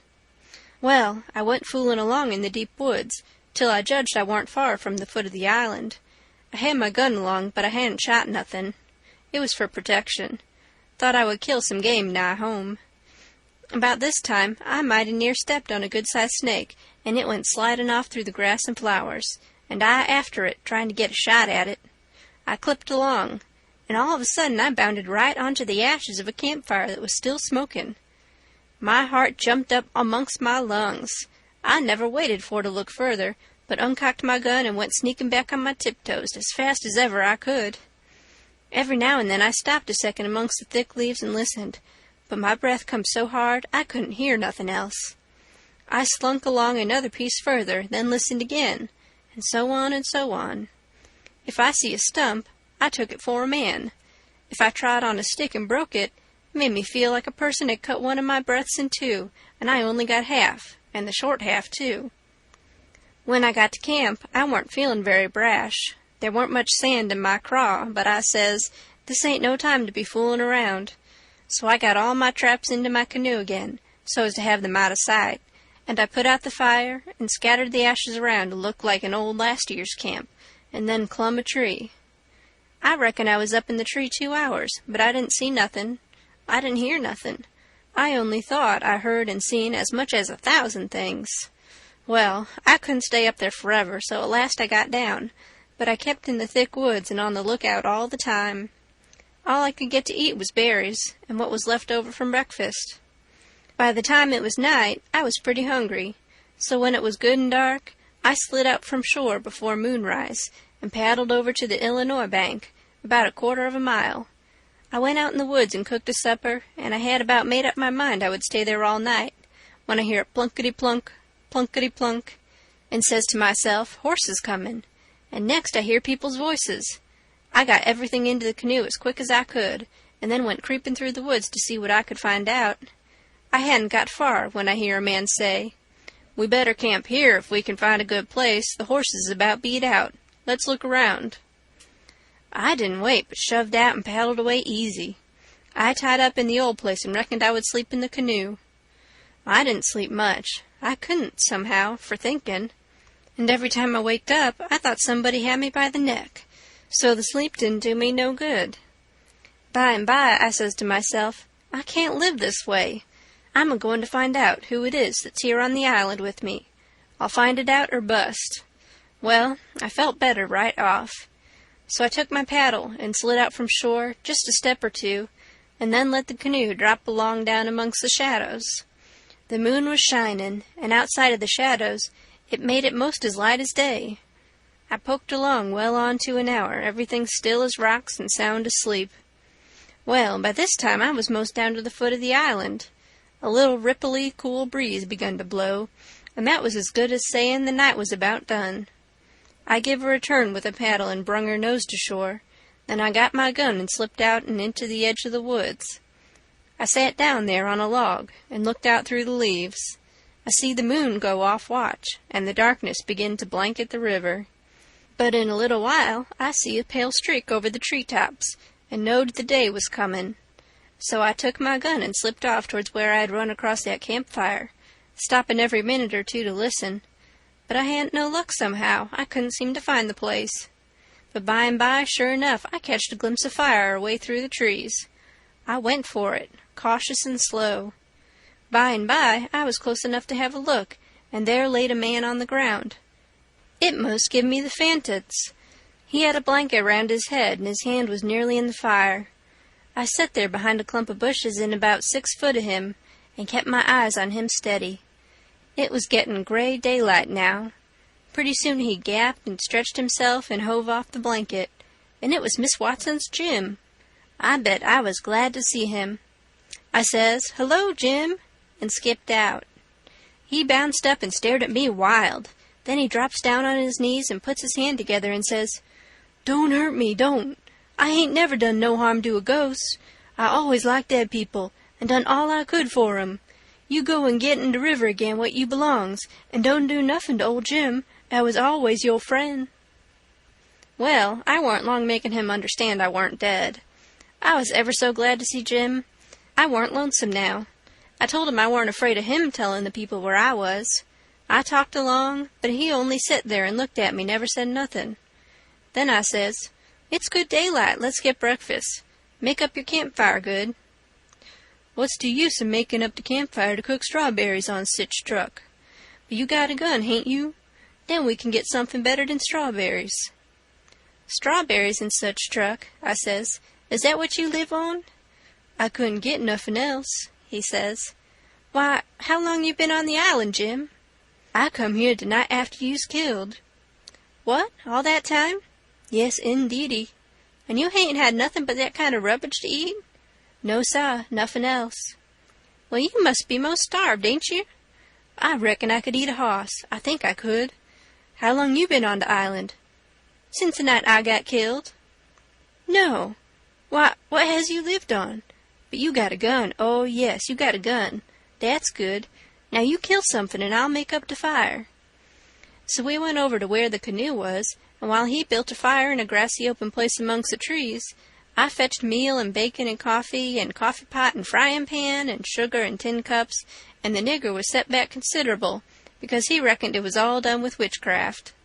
I catched a good big catfish, too, and Jim cleaned him with his knife and fried him. When breakfast was ready, we lolled on the grass and eat it smoking hot. Jim laid it in with all his might, for he was most about starved. Then when he had got pretty well stuffed, we laid off and lazied. By and by, Jim says, "But looky here, Huck, who was it that is killed in that shanty if it warn't you?" Then I told him the whole thing, and he said it was smart. He said Tom Sawyer couldn't get up no better plan than what I had. Then I says, "How do you come to be here, Jim, and how'd you get here?" He looked pretty uneasy and didn't say nothing for a minute. Then he says, "Maybe I better not tell." "Why, Jim?" "Well, they's reasons. But you wouldn't tell on me if I was to tell you, would you, Huck?" "Blamed if I would, Jim." "Well, I believe you, Huck. I run off." "Jim!" "But mind, you said you wouldn't tell. You know you said you wouldn't tell, Huck." "Well, I did. I said I wouldn't, and I'll stick to it. Honest Injun, I will. People would call me a low-down abolitionist and despise me for keeping mum, but that don't make no difference. I ain't a-going to tell, and I ain't a-going back there anyways, so now let's know all about it." "Well, you see, it was this way. Ol' Missus, that's Miss Watson, she pecks on me all the time and treats me pooty rough, and she always says she wouldn't sell me down to Orleans. But I noticed they was a nigger trader round the place considerable lately, and I begin to get uneasy. Well, one night I creeps to the door pooty late, and it don't want quite shut, and I hear ol' Missus tell the widder she gwine to sell me to Orleans, but she didn't want to, but she could get $800 for me, and it is such a big stack of money she couldn't resist. The widder, she tried to get her to say she wouldn't do it, but I never waited to hear the rest. I lit out mighty quick, I tell you. I tuck out and shin down the hill and spect to steal a skift along the show somewheres above the town, but they was people a-stirring yet, so I hid in the old tumble-down copper shop on the bank to wait for everybody to go away. Well, I was there all night. They was somebody round all the time. 'Long about 6 in the morning, skiffs begun to go by, and 'bout 8 or 9, every skift that went along was talking about how yo' pap come over to town and says you's killed. These last skiffs was full of ladies and gentlemen a-going over for to see the place. Sometimes they'd pull up at the shore and take a rest before they started across. So by the talk I got to know all about the killing. I was powerful sorry you's killed, Huck, but I ain't no more now. I laid there under the shavings all day. I was hungry, but I weren't afeared, because I knowed ol' Missus and the widder was going to start to the camp meeting right after breakfast and be going all day, and they knows I goes off with the cattle 'bout daylight, so they wouldn't 'spect to see me round the place, and so they wouldn't miss me till after dark in the evening. The other servants wouldn't miss me, 'cause they'd shin out and take holiday soon as the old folks is out and away. Well, when it come dark I tuck out up the river road and went 'bout 2 miles or more to get where they warn't no houses. I'd made up my mind 'bout what I's a-gwine to do. You see, if I kept on trying to get away afoot, the dogs 'd track me. If I stole a skiff to cross over, they'd miss that skiff, you see, and they'd know about where I land on the other side, and where to pick up my track. So I says, a raft is what I's after. It don't make no track. I see a light a-comin' round the point by'n by, so I wade in and shove a log ahead of me and swum more'n halfway across the river and got in 'mongst the driftwood and kept my head down low and kinder swum against the current till the raft come along. Then I swum to the stern of it and tuck a holt. It clouded up, and it was pretty dark for a little while, so I clumb up and laid down on the planks. The men is all way yonder in the middle, where the lantern was. The river was a-risin', and they was a good current, so I reckoned that by 4 in the morning I'd be 25 mile down the river, and then I'd slip in just before daylight and swim ashore and take to the woods on the Illinois side. But I didn't have no luck. When we was most down to the head of the island, a man began to come aft with the lantern. I see it weren't no use for to wait, so I slid overboard and struck out for the island. Well, I had a notion I could land most anywheres, but I couldn't. Bank too bluff. I was most to the foot of the island before I found a good place. I went into the woods and jagged I wouldn't fool with rafts no more, long as they moved their lantern round so. I had my pipe and a plugger dog leg and some matches in my cap, and they weren't wet, so I was all right. And so you ain't had no meat nor bread to eat all this time? Why didn't you get mud turkles? How you going to get 'em? You can't slip up on 'em and grab 'em, and how's a body going to hit 'em with a rock? How could a body do it in the night? And I weren't going to show myself on the bank in daytime. Well, that's so. You've had to keep in the woods all the time, of course. Did you hear 'em shooting the cannon? Oh, yes, I knowed they was arter you. I see 'em go by here, watched 'em through the bushes. Some young birds come along, flying a yard or two at a time, and lightin'. Jim said it was a sign it was going to rain. He said it was a sign when young chickens flew that way, and so he reckoned it was the same way when young birds done it. I was going to catch some of them, but Jim wouldn't let me. He said it was death. He said his father laid mighty sick once, and some of them catched a bird, and his old granny said his father would die, and he did. And Jim said you mustn't count the things you are going to cook for dinner, because that would bring bad luck. The same if you shook the tablecloth after sundown. And he said if a man owned a beehive and that man died, the bees must be told about it before sunup next morning, or else the bees would all weaken down and quit work and die. Jim said bees wouldn't sting idiots, but I didn't believe that because I had tried them lots of times myself, and they wouldn't sting me. I had heard about some of these things before, but not all of them. Jim knowed all kinds of signs. He said he knowed most everything. I said it looked to me like all the signs was about bad luck, so I asked him if there weren't any good luck signs. He says, mighty few, and they ain't no use to a body. What you want to know when good luck's a-comin' for? Want to keep it off? And he said, if you's got hairy arms and a hairy breast, it's a sign that you's a-gwine to be rich.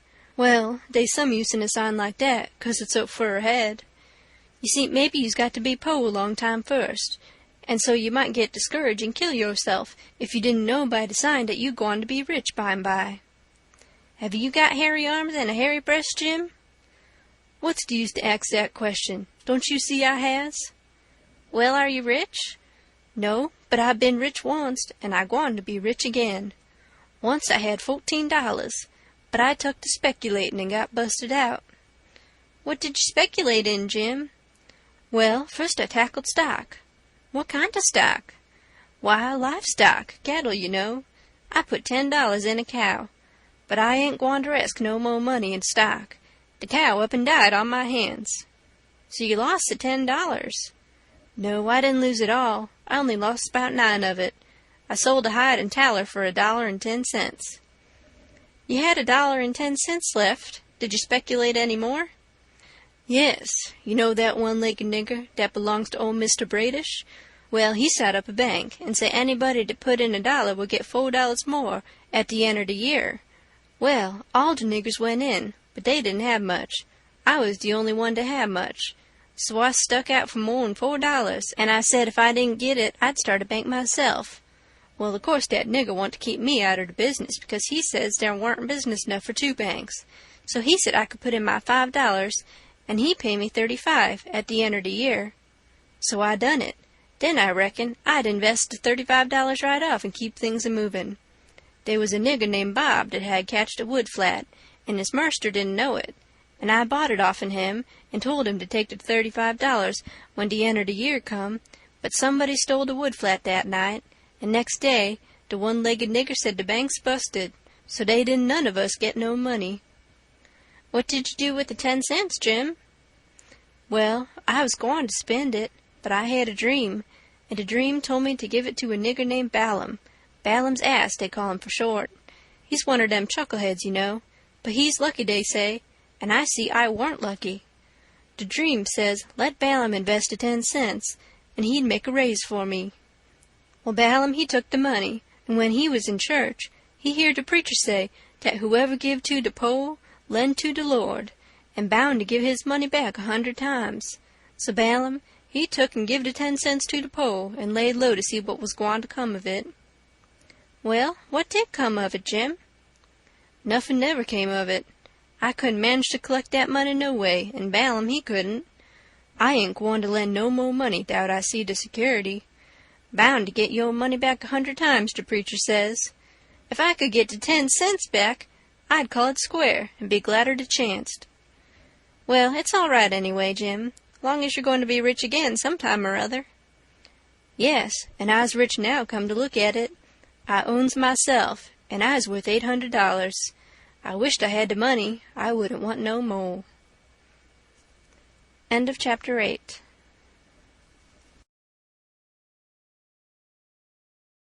Chapter 9. I wanted to go and look at a place right about the middle of the island that I'd found when I was exploring, so we started and soon got to it, 'cause the island was only 3 miles long and 1/4 of a mile wide. This place was a tolerable long, steep hill or ridge about 40 foot high. We had a rough time getting to the top. The sides was so steep and the bushes so thick. We tramped and clumb around all over it, and by found a good big cavern in the rock, most up to the top on the side towards Illinois. The cavern was as big as 2 or 3 rooms bunched together, and Jim could stand up straight in it. It was cool in there. Jim was for putting our traps in there right away, but I said we didn't want to be climbing up and down there all the time. Jim said if we had the canoe hid in a good place and had all the traps in the cavern, we could rush there if anybody was to come to the island, and they would never find us without dogs. And besides, he said them little birds had said it was going to rain, and did I want the things to get wet? So we went back and got the canoe and paddled up abreast the cavern and lugged all the traps up there. Then we hunted up a place close by to hide the canoe in, amongst the thick willows. We took some fish off of the lines and set them again, and begun to get ready for dinner. The door of the cavern was big enough to roll a hogshead in, and on one side of the door the floor stuck out a little bit and was flat and a good place to build a fire on. So we built it there and cooked dinner. We spread the blankets inside for a carpet and eat our dinner in there. We put all the other things handy at the back of the cavern. Pretty soon it darkened up and begun to thunder and lighten, so the birds was right about it. Directly it begun to rain, and it falled like all fury, too, and I never seen the wind blow so. It was one of these regular summer storms. It would get so dark that it looked all blue-black outside, and lovely, and the rain would thrash along by so thick that the trees off a little ways looked dim and spider-webby, and here would come a blast of wind that would bend the trees down and turn up the pale underside of the leaves, and then a perfect ripper of a gust would follow along and set the branches to tossing their arms as if they was just wild. And next, when it was just about the bluest and blackest, psst, it was as bright as glory, and you'd have a little glimpse of tree-tops a-plunging about, away off yonder in the storm, hundreds of yards further than you could see before. Dark as sin again in a second, and now you'd hear the thunder let go with an awful crash, and then go rumblin', grumblin', tumblin' down the sky towards the underside of the world, like rollin' empty barrels downstairs, where it's long stairs, and they bounce a good deal, you know.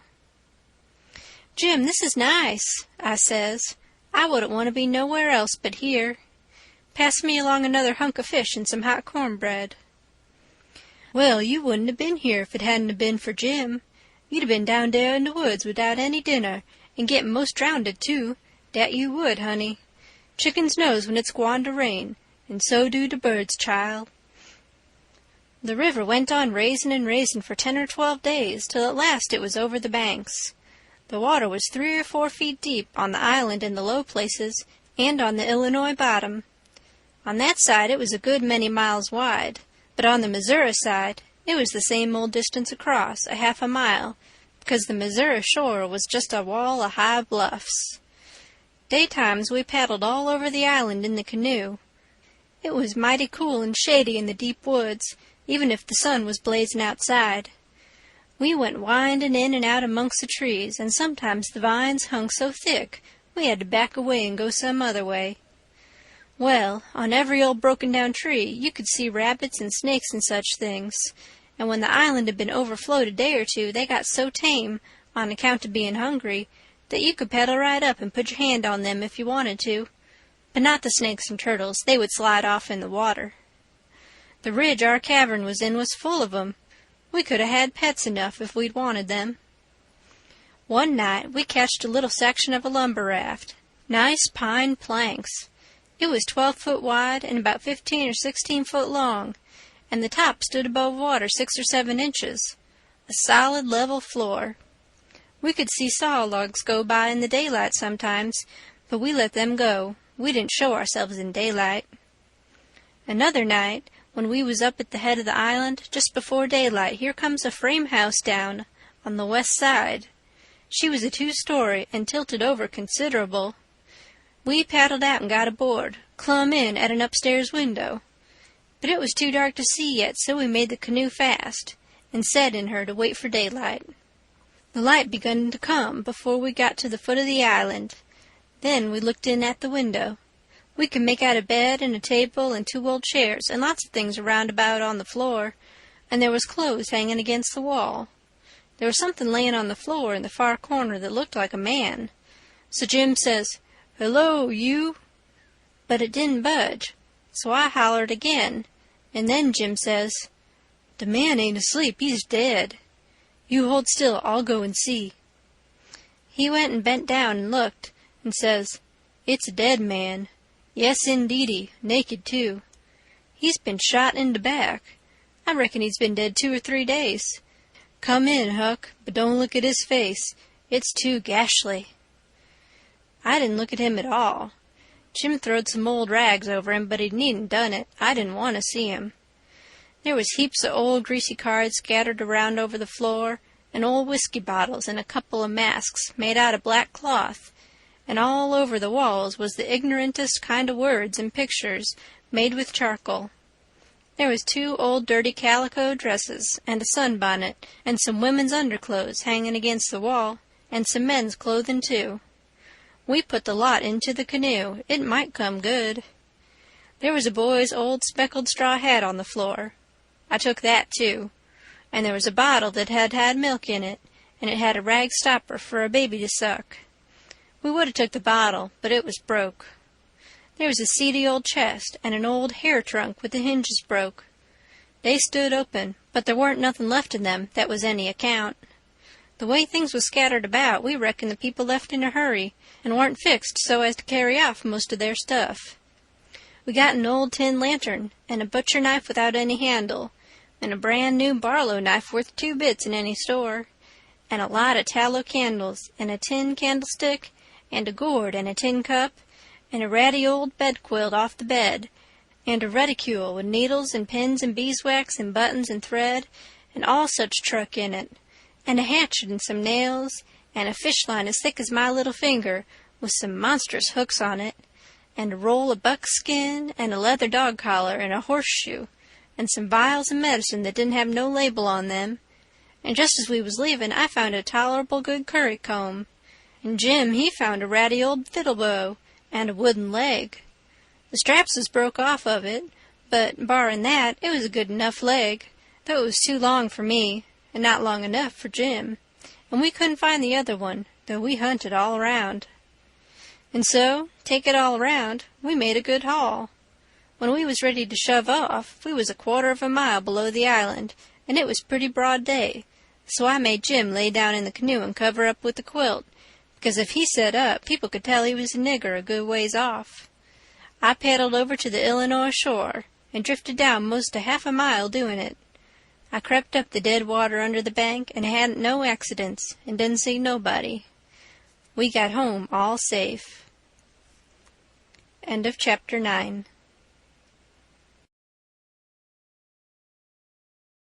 Chapter 10.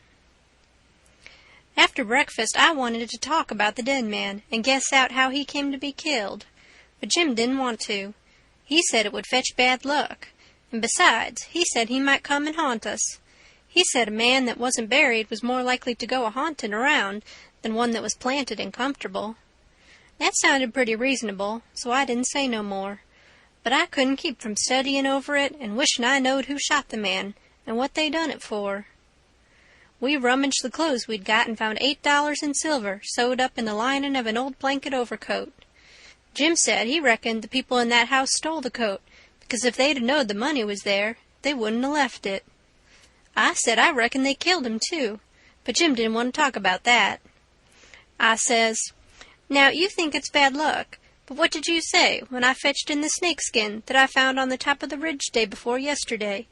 You said it was the worst bad luck in the world to touch snakeskin with my hands. Well, here's your bad luck. We've raked in all this truck and $8 besides. I wish we could have some bad luck like this every day, Jim." "Never you mind, honey, never you mind. Don't you get too pert. It's a-comin'. Mind, I tell you, it's a-comin'." It did come, too. It was a Tuesday that we had that talk. Well, after dinner Friday, we was layin' around in the grass at the upper end of the ridge and got out of tobacco. I went to the cavern to get some and found a rattlesnake in there. I killed him and curled him up on the foot of Jim's blanket ever so natural, thinking there'd be some fun when Jim found him there. Well, by night I forgot all about the snake, and when Jim flung himself down on the blanket while I struck a light, the snake's mate was there and bit him. He jumped up yellin', and the first thing the light showed was the varmint curled up and ready for another spring. I laid him out in a second with a stick, and Jim grabbed Pap's whiskey jug and began to pour it down. He was barefooted, and the snake bit him right on the heel. That all comes of my being such a fool as to not remember that wherever you leave a dead snake, its mate always comes there and curls around it. Jim told me to chop off the snake's head and throw it away, and then skin the body and roast a piece of it. I done it, and he eat it, and said it would help cure him. He made me take off the rattles and tie them around his wrist, too. He said that would help. Then I slid out quiet and throwed the snakes clear away amongst the bushes, for I warn't going to let Jim find out it was all my fault, not if I could help it. Jim sucked and sucked at the jug, and now and then he got out of his head and pitched around and yelled, but every time he come to himself, he went to sucking at the jug again. His foot swelled up pretty big, and so did his leg, but by and by the drunk begun to come, and so I judged he was all right, but I'd druther been bit with a snake than Pap's whiskey. Jim was laid up for 4 days and nights. Then the swellin' was all gone, and he was around again. I made up my mind I wouldn't ever take a holt of a snakeskin again with my hands, now that I see what had come of it. Jim said he reckoned I would believe him next time, and he said that handling a snakeskin was such awful bad luck that maybe we hadn't got to the end of it yet. He said he'd druther see the new moon over his left shoulder as much as 1,000 times than take up a snakeskin in his hand. Well, I was getting to feel that way myself, though I've always reckoned that looking at the new moon over your left shoulder is one of the carelessest and foolishest things a body can do.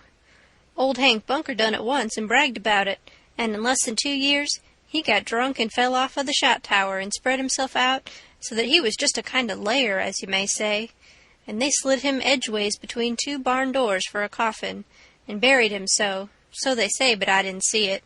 Pap told me. But anyway, it all come of looking at the moon that way, like a fool. Well, the days went along and the river went down between its banks again, and about the first thing we done was to bait one of the big hooks with a skinned rabbit, and set it and catch a catfish that was as big as a man, being 6 foot 2 inches long, and weighed over 200 pounds. We couldn't handle him, of course. He would have flung us into Illinois. We just set there and watched him rip and tear around till he drownded. We found a brass button in his stomach, and a round ball, and lots of rubbage. We split the ball open with the hatchet, and there was a spool in it. Jim said he'd had it there a long time to coat it over so and make a ball of it. It was as big a fish as was ever catched in the Mississippi, I reckon. Jim said he hadn't ever seen a bigger one. He would have been worth a good deal over at the village. They peddle out such a fish as that by the pound in the market-house there. Everybody buys some of him. His meat's as white as snow and makes a good fry. Next morning I said it was getting slow and dull, and I wanted to get a stirring up some way. I said I reckoned I would slip over the river and find out what was going on. Jim liked that notion, but he said I must go in the dark and look sharp. Then he studied it over and said, couldn't I put on some of them old things and dress up like a girl? That was a good notion, too. So we shortened up one of the calico gowns, and I turned up my trouser legs to my knees and got into it. Jim hitched it behind with the hooks, and it was a fair fit. I put on the sunbonnet and tied it under my chin, and then for a body to look in and see my face was like looking down a joint of stovepipe. Jim said nobody would know me, even in the daytime hardly. I practiced around all day to get the hang of the things, and by I could do pretty well in them, only Jim said I didn't walk like a girl, and he said I must quit pulling up my gown to get at my breeches pocket. I took notice and done better.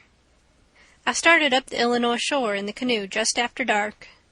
I started across to the town from a little below the ferry landing, and the drift of the current fetched me in at the bottom of the town. I tied up and started along the bank. There was a light burning in a little shanty that hadn't been lived in for a long time, and I wondered who had took up quarters there. I slipped up and peeped in at the window. There was a woman, about 40-year-old, in there, knitting by a candle that was on a pine table. I didn't know her face. She was a stranger, for you couldn't start a face in that town that I didn't know. Now, this was lucky, because I was weakening. I was getting afraid I had come. People might know my voice and find me out. But if this woman had been in such a little town 2 days, she could tell me all I wanted to know. So I knocked at the door, and made up my mind I wouldn't forget I was a girl. End of Chapter 10.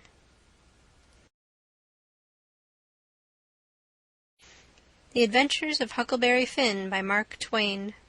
Chapter 11. "Come in," says the woman, and I did. She says, "Take a cheer." I done it. She looked me all over with her little shiny eyes, and says, "What might your name be?" "Sarah Williams."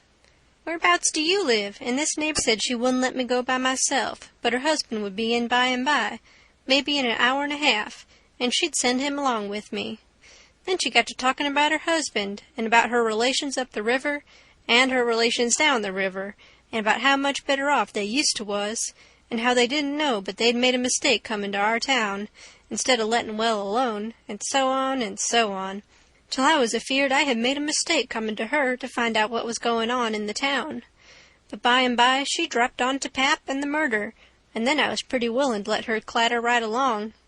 She told about me and Tom Sawyer finding the $6,000, only she got it 10, and all about pap and what a hard lot he was, and what a hard lot I was, and at last she got down to where I was murdered.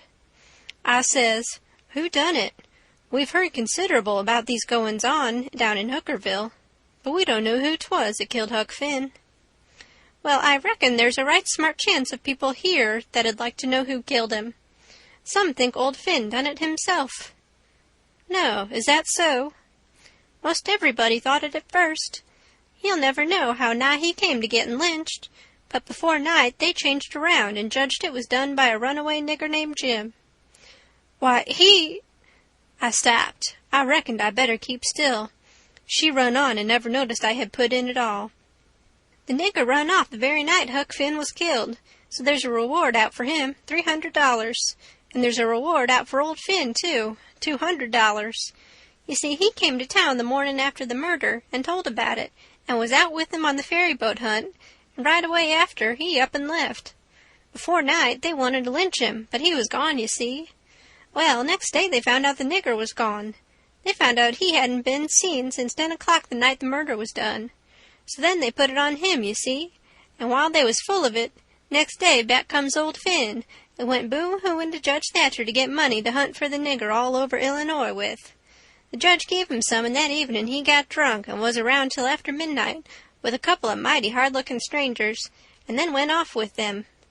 Well, he hain't come back since, and they hain't looking for him back till this thing blows over a little, for people thinks now that he killed his boy and fixed things so folks would think robbers done it, and then he'd get Huck's money without having to bother a long time with a lawsuit. People do say he weren't any too good to do it. Oh, he's sly, I reckon. If he don't come back for a year, he'll be all right. You can't prove anything on him, you know. Everything will be quieted down then, and he'll walk in Huck's money as easy as nothing." "Yes, I reckon so, ma'am. I don't see nothing in the way of it. Has everybody quit thinking the nigger done it?" "Oh, no, not everybody. A good many thinks he done it. But they'll get the nigger pretty soon now, and maybe they can scare it out of him." "Why, are they after him yet?" Well, you're innocent, ain't you? Does $300 lay around every day for people to pick up? Some folks think the nigger ain't far from here. I'm one of them, but I hain't talked it around. A few days ago I was talking with an old couple that lives next door in the log shanty, and they happened to say hardly anybody ever goes to that island over yonder that they call Jackson's Island. Don't anybody live there? Says I. No, nobody, they says. I didn't say any more, but I done some thinking. I was pretty near certain I'd seen smoke over there about the head of the island a day or two before that. So I says to myself, like as not, that nigger's hiding over there. Anyway, says I, it's worth the trouble to give the place a hunt. I hain't seen any smoke since, so I reckon maybe he's gone, if it was him. But my husband's going over to see, him and another man. He was gone up the river, but he got back today, and I told him as soon as he got here 2 hours ago. I had got so uneasy I couldn't sit still. I had to do something with my hands, so I took up a needle off of the table and went to threading it. My hands shook, and I was making a bad job of it. When the woman stopped talking, I looked up, and she was looking at me pretty curious and smiling a little. I put down the needle and thread and let on to be interested, and I was, too, and says, $300 is a power of money. I wish my mother could get it. Is your husband going over there tonight? Oh, yes, he went uptown with the man I was telling you of, to get a boat and see if they could borrow another gun. They'll go over after midnight. Couldn't they see better if they was to wait till daytime? Yes, and couldn't the nigger see better, too? After midnight he'll likely be asleep, and they can slip around the woods and hunt up his campfire all the better for the dark, if he's got one. I didn't think of that. The woman kept looking at me pretty curious, and I didn't feel a bit comfortable. Pretty soon she says, What did you say your name was, honey? Mary Williams. Somehow it didn't seem to me that I said it was Mary before, so I didn't look up. It seemed to me I said it was Sarah, so I felt sort of concerned and was afeard maybe I was looking it too. I wished the woman would say something more. The longer she sat still, the uneasier I was. But now she says, Honey, I thought you said it was Sarah when you first came in. Oh, yes'm, I did. Sarah Mary Williams. Sarah's my first name. Some calls me Sarah. Some calls me Mary. Oh, that's the way of it? Yes'm. I was feeling better then, but I wished I was out of there anyway. I couldn't look up yet. Well, the woman fell to talking about how hard times was, and how poor they had to live, and how the rats was as free as if they owned the place, and so forth and so on, and then I got easy again. She was right about the rats. You'd see one stick his nose out of a hole in the corner every little while. She said she had to have things handy to throw at them when she was alone, or they wouldn't give her no peace. She showed me a bar of lead twisted up into a knot, and said she was a good shot with it generally, but she'd wrenched her arm a day or two ago and didn't know whether she could throw true now. But she watched for a chance, and directly banged away at a rat, but she missed him wide, and said, Ouch! It hurt her arm so. Then she told me to try for the next one. I wanted to be getting away before the old man got back, but of course I didn't let on. I got the thing, and the first rat that showed his nose I let drive, and if he'd have stayed where he was, he'd have been a tolerable sick rat. She said that was first rate, and she reckoned I would hive the next one. She went and got the lump of lead and fetched it back, and brought along a hank of yarn, which she wanted me to help her with. I held up my 2 hands, and she put the hank over them, and went on talking about her and her husband's matters. But she broke off to say, Keep your eye on the rats. You better have the lead in your lap handy. So she dropped the lump into my lap just at that moment, and I clapped my legs together on it, and she went on talking, but only about a minute. Then she took off the hank, and looked at me straight in the face, and very pleasant, and says, Come now, what's your real name? What, Mum? What's your real name? Is it Bill, or Tom, or Bob, or what is it? I reckon I shook like a leaf, and I didn't know hardly what to do. But I says, Please don't poke fun at a poor girl like me, Mum. If I'm in the way here, I'll— No, you won't. Sit down and stay where you are. I ain't going to hurt you, and I ain't going to tell on you, nuther. You just tell me your secret and trust me. I'll keep it, and what's more, I'll help you. So will my old man if you want him to. You see, there's a runaway prentice, that's all. It ain't nothing. There ain't no harm in it. You've been treated bad, and you made up your mind to cut. Bless you, child, I wouldn't tell on you. Tell me all about it now. That's a good boy. So I said it wouldn't be no use to try to play it any longer, and I would just make a clean breast and tell her everything, but she mustn't go back on her promise. Then I told her my father and mother was dead, and the law had bound me out to a mean old farmer in the country, 30 mile back from the river, and he treated me so bad I couldn't stand it no longer. He went away to be gone a couple of days, and so I took my chance and stole some of his daughter's old clothes and cleared out, and I had been 3 nights coming the 30 miles. I traveled nights and hid daytimes and slept, and the bag of bread and meat I carried from home lasted me all the way, and I had a plenty. I said I believed my Uncle Abner Moore would take care of me, and so that was why I struck out for this town of Goshen. Goshen, child? This ain't Goshen. This is St. Petersburg. Goshen's 10 mile further up the river. Who told you this was Goshen? Why, I met a man at daybreak this morning, just as I was going to turn into the woods for my regular sleep. He told me when the roads forked I must take the right hand, and 5 mile would fetch me to Goshen. He was drunk, I reckon. He told you just exactly wrong. Well, he did act like he was drunk, but it ain't no matter now. I got to be moving along. I'll fetch Goshen before daylight. Hold on a minute. I'll put you up a snack to eat. You might want it. So she put me up a snack and says, Say, when a cow's laying down, which end of her gets up first? Answer up prompt now. Don't stop to study over it. Which end gets up first? The hind end, Mum. Well, then, a horse? The forward end, Mum. Which side of a tree does the moss grow on? North side. If 15 cows is browsing on a hillside, how many of them eats with their heads pointing in the same direction? The whole 15, Mum. Well, I reckon you have lived in the country. I thought maybe you was trying to hocus me again. What's your real name, now? George Peters, Mum. Well, try to remember it, George. Don't forget and tell me it's Alexander before you go, and then get out by saying it's George Alexander when I catch you. And don't go about women in that old calico. You do a girl tolerable poor, but you might fool men, maybe.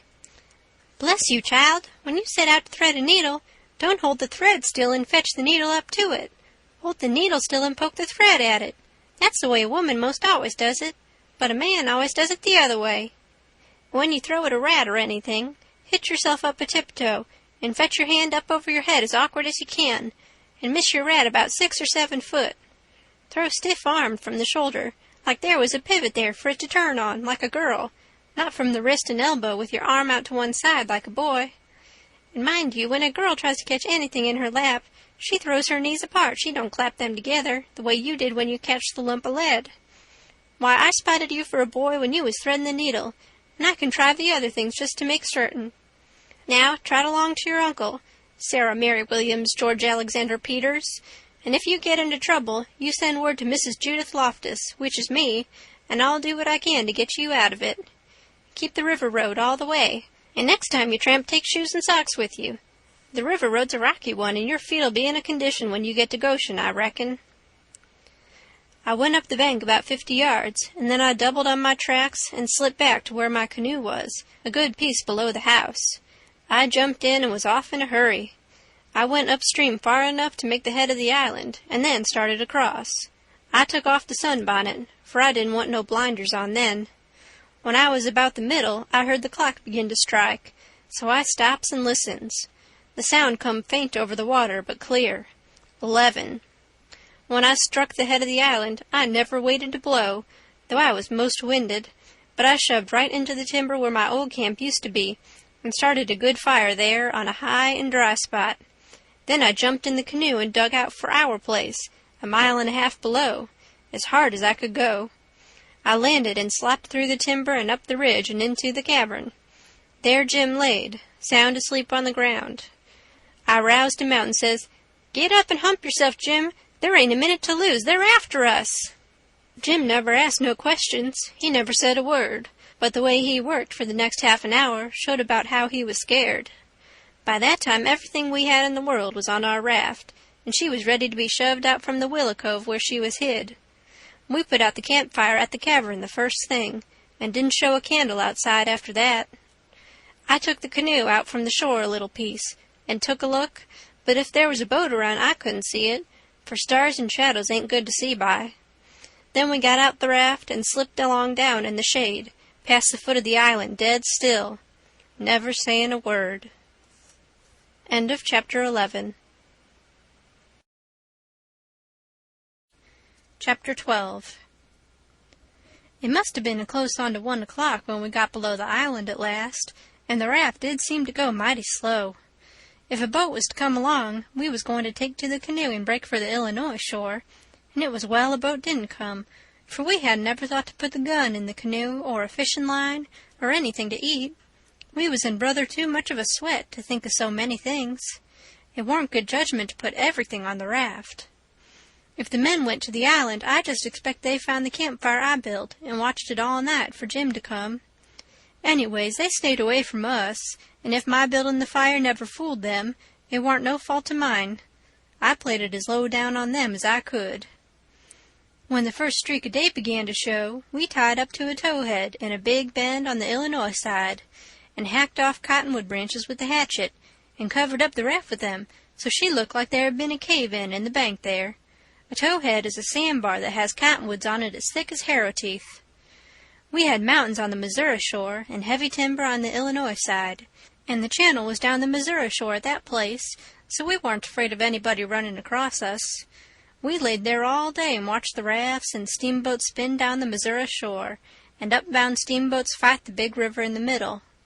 I told Jim all about the time I had jabbering with that woman, and Jim said she was a smart one, and if she was to start after us herself, she wouldn't sit down and watch a campfire.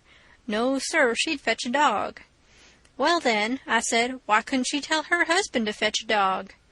Jim said he bet she did think of it by the time the men was ready to start, and he believed they must have gone uptown to get a dog, and so they lost all that time, or else we wouldn't be here on a towhead, 16 or 17 mile below the village. No, indeedy, we would be in that same old town again. So I said I didn't care what the reason was, they didn't get us, as long as they didn't get us. When it was beginning to come on dark, we poked our heads out of the cottonwood thicket and looked up and down and across, nothing in sight. So Jim took up some of the top planks of the raft and built a snug wigwam to get under in blazing weather and rainy, and to keep the things dry. Jim made a floor for the wigwam and raised it a foot or more above the level of the raft, so now the blankets and all the traps was out of reach of steamboat waves. Right in the middle of the wigwam, we made a layer of dirt about 5 or 6 inches deep with a frame around it, for to hold it to its place. This was to build a fire on in sloppy weather or chilly. The wigwam would keep it from being seen. We made an extra steering oar, too, because one of the others might get broke on a snag or something. We fixed up a short forked stick to keep the old lantern on, because we must always light the lantern whenever we see a steamboat coming downstream, to keep from getting run over. But we wouldn't have to light it for upstream boats, unless we was in what they call a crossing, for the river was pretty high yet, very low banks being still a little under water, so upbound boats didn't always run the channel, but hunted easy water. The second night we run between 7 and 8 hours, with a current that was making over 4 miles an hour. We catched fish and talked, and we took a swim now and then to keep off sleepiness. It was kind of solemn, drifting down the big, still river, laying on our backs looking up at the stars, and we didn't never feel like talking loud, and it weren't often that we laughed, only a little kind of a low chuckle. We had mighty good weather as a general thing, and nothing ever happened to us at all, that night, nor the next, nor the next.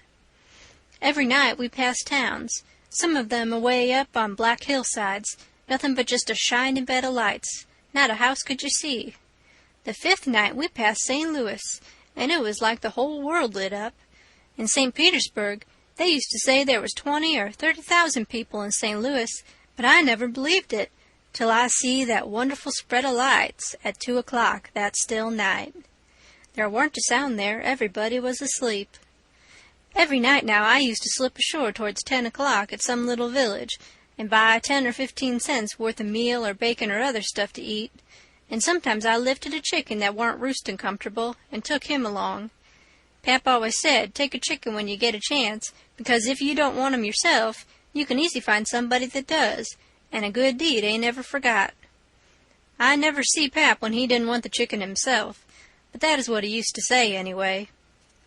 Mornings, before daylight, I slipped into cornfields and borrowed a watermelon, or a mushmelon, or a pumpkin, or some new corn, or things of that kind. Pep always said it warn't no harm to borrow things if you was meaning to pay them back some time, but the widow said it warn't anything but a soft name for stealing, and no decent body would do it. Jim said he reckoned the widow was partly right, and Pap was partly right, so the best way would be for us to pick out 2 or 3 things from the list, and say we wouldn't borrow them any more. Then he reckoned it wouldn't be no harm to borrow the others. So we talked it over all one night, drifting along down the river, trying to make up our minds whether to drop the watermelons or the cantaloupes, or the mushmelons, or what. But towards daylight we got it all settled satisfactory, and concluded to drop crab-apples and persimmons. We weren't feeling just right before that, but it was all comfortable now. I was glad the way it come out, too, because crab-apples ain't ever good, and the persimmons wouldn't be ripe for 2 or 3 months yet. We shot a waterfowl now and then, and got up too early in the morning, or didn't go to bed early enough in the evening. Take it all around, we lived pretty high. The 5th night below St. Louis, we had a big storm after midnight, with a power of thunder and lightning, and the rain poured down in a solid sheet. We stayed in the wigwam and let the raft take care of itself. When the lightning glared out, we could see a big straight river ahead, and high rocky bluffs on both sides. By and by, says I, "Hello, Jim, looky yonder." It was a steamboat that had killed herself on a rock. We was drifting straight down for her. The lightning showed her very distinct. She was leaning over with part of her upper deck above water, and you could see every little chimbly guy, clean and clear, and a chair by the big bell with an old slouch hat hanging on the back of it when the flashes come. Well, it being away in the night and stormy, and all so mysterious-like, I felt just the way any other boy would have felt when I see that wreck laying there so mournful and lonesome in the middle of the river. I wanted to get aboard of her and slink around a little and see what there was there. So I says, "Let's land on her, Jim." But Jim was dead against it at first. He says, "I don't want to go fooling long or no wrack. We's doing blame well, and we better let blame well alone, as the good book says. Like as not, dey's a watchman on dat wreck." "Watchman your grandmother," I says. "There ain't nothing to watch but the Texas and the pilot-house, and do you reckon anybody's going to risk his life for a Texas and a pilot-house such a night as this, when it's likely to break up and wash off down the river any minute?" Jim couldn't say nothing to that, so he didn't try. "And besides," I says, "we might borrow something worth having out of the captain's stateroom. Cigars, I bet you, and cost 5 cents apiece solid cash. Steamboat captains is always rich and get $60 a month, and they don't care a cent of what a thing costs, you know, long as they want it. Stick a candle in your pocket. I can't rest, Jim, till we give her a rummaging. Do you reckon Tom Sawyer would ever go buy this thing? Not for pie, he wouldn't. He'd call it an adventure. That's what he'd call it, and he'd land on that wreck if it was his last act. And wouldn't he throw style into it? Wouldn't he spread himself nor nothing? Why, you'd think it was Christopher Columbus, discovering Kingdom Come. I wish Tom Sawyer was here." Jim, he grumbled a little, but give in. He said we mustn't talk any more than we could help, and then talk mighty low. The lightning showed us the wreck again just in time, and we fetched the starboard derrick and made fast there. The deck was high out here. We went sneaking down the slope of it to the larboard, in the dark towards the Texas, feeling our way slow with our feet and spreading our hands out to fend off the guys, for it was so dark we couldn't see no sign of them. Pretty soon we struck the forward end of the skylight and clumb onto it, and the next step fetched us in front of the captain's door, which was open, and by Jiminy, away down through the Texas hall we see a light, and all in the same second we seemed to hear low voices in yonder. Jim whispered and said he was feeling powerful sick, and told me to come along. I says all right, and was going to start for the raft, but just then I heard a voice wail out and say, "Oh, please don't, boys. I swear I won't ever tell." Another voice said pretty loud, "It's a lie, Jim Turner. You've acted this way before. You always want more'n your share of the truck, and you've always got it, too, because you've swore if you didn't you'd tell. But this time you've said it just one time too many. You're the meanest, treacherousest hound in this country." By this time Jim was gone for the raft. I was just a-bilin' with curiosity, and I says to myself, Tom Sawyer wouldn't back out now, and so I won't either. I'm a-goin' to see what's goin' on here. So I dropped on my hands and knees in the little passage and crept aft in the dark till there warn't but one stateroom betwixt me and the cross-hall of the Texas. Then in there I see a man stretched on the floor and tied hand and foot, and two men standing over him, and one of them had a dim lantern in his hand, and the other one had a pistol. This one kept pointing the pistol at the man's head on the floor, and saying, I'd like to, and I order to, a mean skunk. The man on the floor would shrivel up and say, Oh, please don't, Bill, I hain't ever going to tell. And every time he said that, the man with the lantern would laugh and say, Deed you ain't. You never said no truer thing than that, you bet you. And once he said, Hear him beg. And yet, if we hadn't got the best of him and tied him, he'd 'a killed us both. And what for? Just for nothing. Just because we stood on our rights. That's what for. But I lay you ain't a-going to threaten nobody any more, Jim Turner. Put up that pistol, Bill. Bill says, I don't want to, Jake Packard. I'm for killing him. And didn't he kill old Hatfield just the same way? And don't he deserve it? But I don't want him killed, and I've got my reasons for it. Bless your heart for them words, Jake Packard. I'll never forget you long's I live, says the man on the floor, sort of blubbering. Packard didn't take no notice of that, but hung up his lantern on a nail, and started towards where I was there in the dark, and motioned Bill to come. I crawfished as fast as I could about 2 yards, but the boat slanted so that I couldn't make very good time.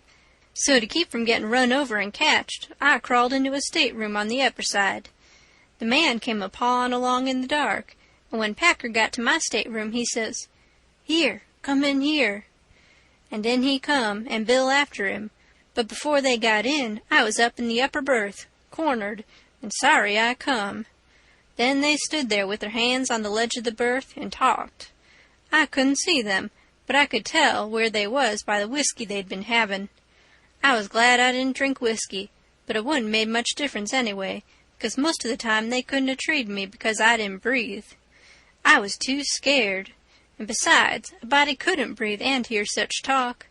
They talked low and earnest. Bill wanted to kill Turner.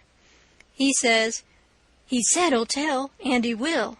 If we was to give both our shares to him now, it wouldn't make no difference after the row and the way we've served him. Sure's you're born, I'll turn state evidence. Now you hear me. I'm for putting him out of his troubles. So am I, says Packard, very quiet. Blame it, I'd sort of begun to think you wasn't. Well, then, that's all right. Let's go and do it. Hold on a minute, I hain't had my say yet. You listen to me. Shooting's good, but there's quieter ways if the thing has got to be done. But what I say is this. It ain't good sense to go courting around after a halter if you can get at what you're up to in some way that's just as good, and at the same time don't bring you into no risks. Ain't that so? You bet it is, but how you going to manage it this time? Well, my idea is this. We'll rustle around and gather up whatever pickings we've overlooked in the staterooms and shove for shore and hide the truck. Then we'll wait. Now, I say it ain't a-going to be more'n 2 hours before this rack breaks up and washes off down the river. See, he'll be drownded and won't have nobody to blame for it but his own self. I reckon that's a considerable sight better'n killing of him. I'm unfavorable to killing a man as long as you can get around it. It ain't good sense. It ain't good morals. Ain't I right? Yes, I reckon you are. But suppose she don't break up and wash off? Well, we can wait the 2 hours anyway and see, can't we? All right, then, come along. So they started, and I lit out all in a cold sweat and scrambled forward. It was dark as pitch there, but I said in a kind of a hoarse whisper, Jim! And he answered up right at my elbow with a sort of a moan.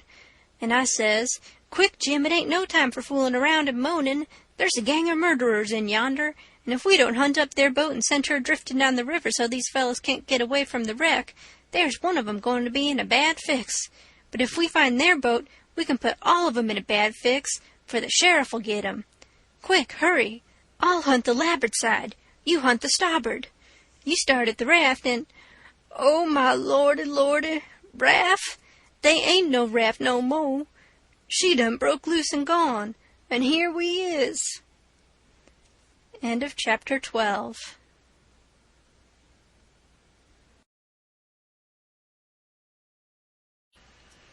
Chapter 13. Well, I catched my breath and most fainted. Shut up on a wreck with such a gang as that! But it warn't no time to be sentimenterin'. We'd got to find that boat now, had to have it for ourselves. So we went a-quakin' and shakin' down the starboard side, and slow work it was, too. Seemed a week before we got to the stern. No sign of a boat. Jim said he didn't believe he could go any further. So scared he hadn't hardly any strength left, he said. But I said, come on. If we get left on this wreck, we are in a fix, sure. So on we prowled again. We struck for the stern of the Texas and found it, and then scrabbled along forwards on the skylight, hanging on from shutter to shutter, for the edge of the skylight was in the water. When we got pretty close to the cross-hall door, there was the skiff, sure enough. I could just barely see her. I felt ever so thankful. In another second I would have been aboard of her, but just then the door opened. One of the men stuck his head out, only about a couple of foot from me, and I thought I was gone. But he jerked it in again, and says, "Heave that blame lantern out of sight, Bill."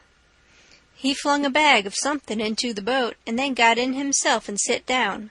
It was Packard. Then Bill, he come out and got in. Packard says in a low voice, "All ready, shove off." I couldn't hardly hang on to the shutters, I was so weak.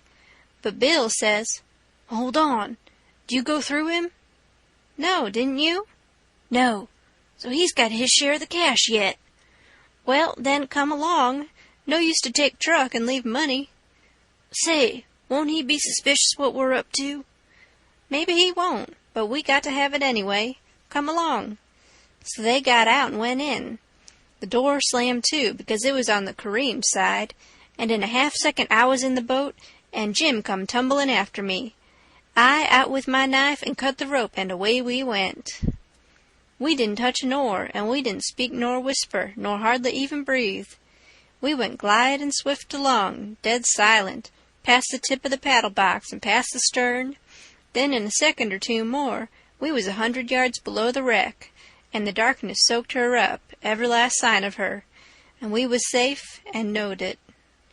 When we was 300 or 400 yards downstream, we see the lantern show like a little spark at the Texas door for a second, and we knowed by that the rascals had missed their boat, and was beginning to understand that they was in just as much trouble now as Jim Turner was. Then Jim manned the oars, and we took out after our raft. Now was the first time that I begun to worry about the men. I reckon I hadn't had time to before. I begun to think how dreadful it was, even for murderers, to be in such a fix. I says to myself, there ain't no telling but I might come to be a murderer myself yet, and then how would I like it? So I says to Jim, the first light we see we'll land 100 yards below it or above it, in a place where it's a good hiding place for you and the skiff, and then I'll go and fix up some kind of a yarn and get somebody to go for that gang, and get them out of their scrape, so they can be hung when their time comes.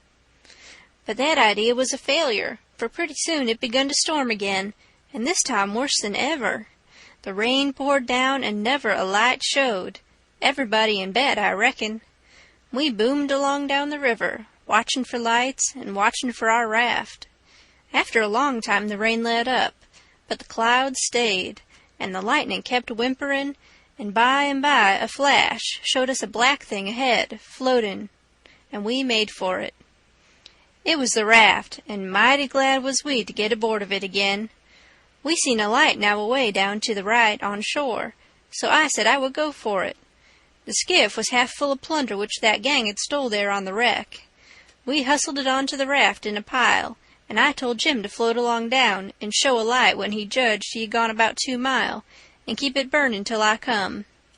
Then I manned my oars and shoved for the light.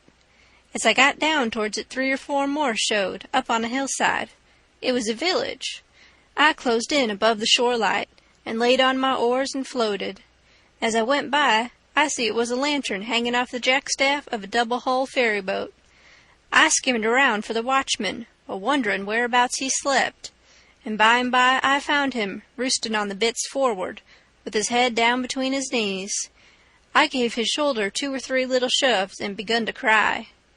He stirred up in a kind of a startlish way, but when he see it was only me, he took a good gap and stretch, and then he says, "Hullo, what's up? Don't cry, bub. What's the trouble?" I says, "Pap, and Mam, and Sis, and—" Then I broke down. He says, "Oh, dang it now, don't take on so. We all has to have our troubles, and this'n'll come out all right. What's the matter with 'em?" They're... Are you the watchman of the boat?" "Yes," he says, kind of pretty well satisfied like. "I'm the captain and the owner, and the mate and the pilot, and watchman and head deckhand, and sometimes I'm the freight and passengers. I ain't as rich as old Jim Hornback, and I can't be so blame generous and good to Tom, Dick, and Harry as what he is, and slam around money the way he does, but I've told him a many a time that I wouldn't trade places with him, for, says I, a sailor's life's the life for me, and I'm derned if I'd live 2 mile out of town, where there ain't nothing ever going on, not for all his spondulicks, and as much more on top of it. Says I broke in and says, "They're in an awful peck of trouble, and—" "Who is?" "Why, Pap and Mam and Sis and Miss Hooker, and if you'd take your ferry boat and go up there—" "Up where? Where are they?" "On the wreck." "What wreck?" "Why, there ain't but one." "What, you don't mean the Walter Scott?" "Yes." "Good land! What are they doing there, for gracious sakes?" "Well, they didn't go there a purpose." "I bet they didn't. Why, great goodness, there ain't no chance for 'em if they don't get off mighty quick. Why, how in the nation did they ever get into such a scrape?" "Easy enough. Miss Hooker was a-visitin' up there to the town." "Yes, Booth's Landin'. Go on." "She was a-visitin' there at Booth's Landin', and just in the edge of the evening she started over with her nigger woman in the horse ferry to stay all night at her friend's house, Miss what you may call her, I just remember her name, and they lost their steering oar and swung around and went a-floatin' down stern first about 2 mile and saddle-bags on the wreck, and the ferryman and the nigger woman and the horses was all lost, but Miss Hooker she made a grab and got aboard the wreck. Well, about an hour after dark we come along down in our trading scow, and it was so dark we didn't notice the wreck till we was right on it, and so we saddle-bagsed, but all of us was saved but Bill Whipple, and oh, he was the best creature. I most wish it had been me, I do." "My George, it's the beatin'est thing I ever struck. And then what did you all do?" "Well, we hollered and took on, but it's so wide there that we couldn't make nobody hear. So Pap said somebody got to get ashore and get help somehow. I was the only one that could swim, so I made a dash for it, and Miss Hooker she said if I didn't strike help sooner come here and hunt up her uncle, and he'd fix the thing. I made the land about a mile below, and been fooling along ever since, trying to get people to do something, but they said, 'Why, in such a night and such a current, there ain't no sense in it. Go for the steam ferry.' Now, if you'll go and— By Jackson, I'd like to, and blame it, I don't know but I will. But who in the dingnation's a-going to pay for it? Do you reckon your Pap—" "Why, that's all right. Miss Hooker she told me, particular, that her Uncle Hornback—" "Great guns, is he her uncle? Looky here, you break for that light over yonder way, and turn out west when you get there, and about a quarter of a mile out you'll come to the tavern. Tell him to dart you out to Jim Hornback's, and he'll foot the bill. And don't you fool around any, because he'll want to know the news. Tell him I'll have his niece all safe before he can get to town. Hump yourself now, I'm a-going up around the corner here to roust out my engineer." I struck for the light, but as soon as he turned the corner I went back and got into my skiff and bailed her out, and then pulled up shore in the easy water about 600 yards, and tucked myself in among some wood boats, for I couldn't rest easy till I could see the ferry boat start. But take it all around, I was feeling rather comfortable on account of taking all this trouble for that gang, for not many would have done it. I wish the widow knowed about it.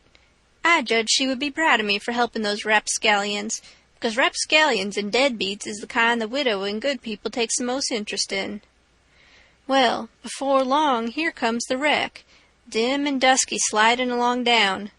A kind of cold shiver went through me, and then I struck out for her. She was very deep, and I see in a minute there warn't much chance for anybody being alive in her. I pulled all around her and hollered a little, but there wasn't any answer, all dead still. I felt a little bit heavy-hearted about the gang, but not much, for I reckoned if they could stand it I could. Then here comes the ferry boat, so I shoved for the middle of the river on a long downstream slant, and when I judged I was out of eye reach, I laid on my oars and looked back and see her go and smell around the wreck for Miss Hooker's remainders, because the captain would know her Uncle Hornback would want them. And then pretty soon the ferry boat give it up and went for the shore, and I laid into my work and went to booming down the river. It did seem a powerful long time before Jim's light showed up, and when it did show, it looked like it was 1,000 miles off. By the time I got there, the sky was beginning to get a little gray in the east, so we struck for an island and hid the raft and sunk the skiff and turned in and slept like dead people. End of chapter 13.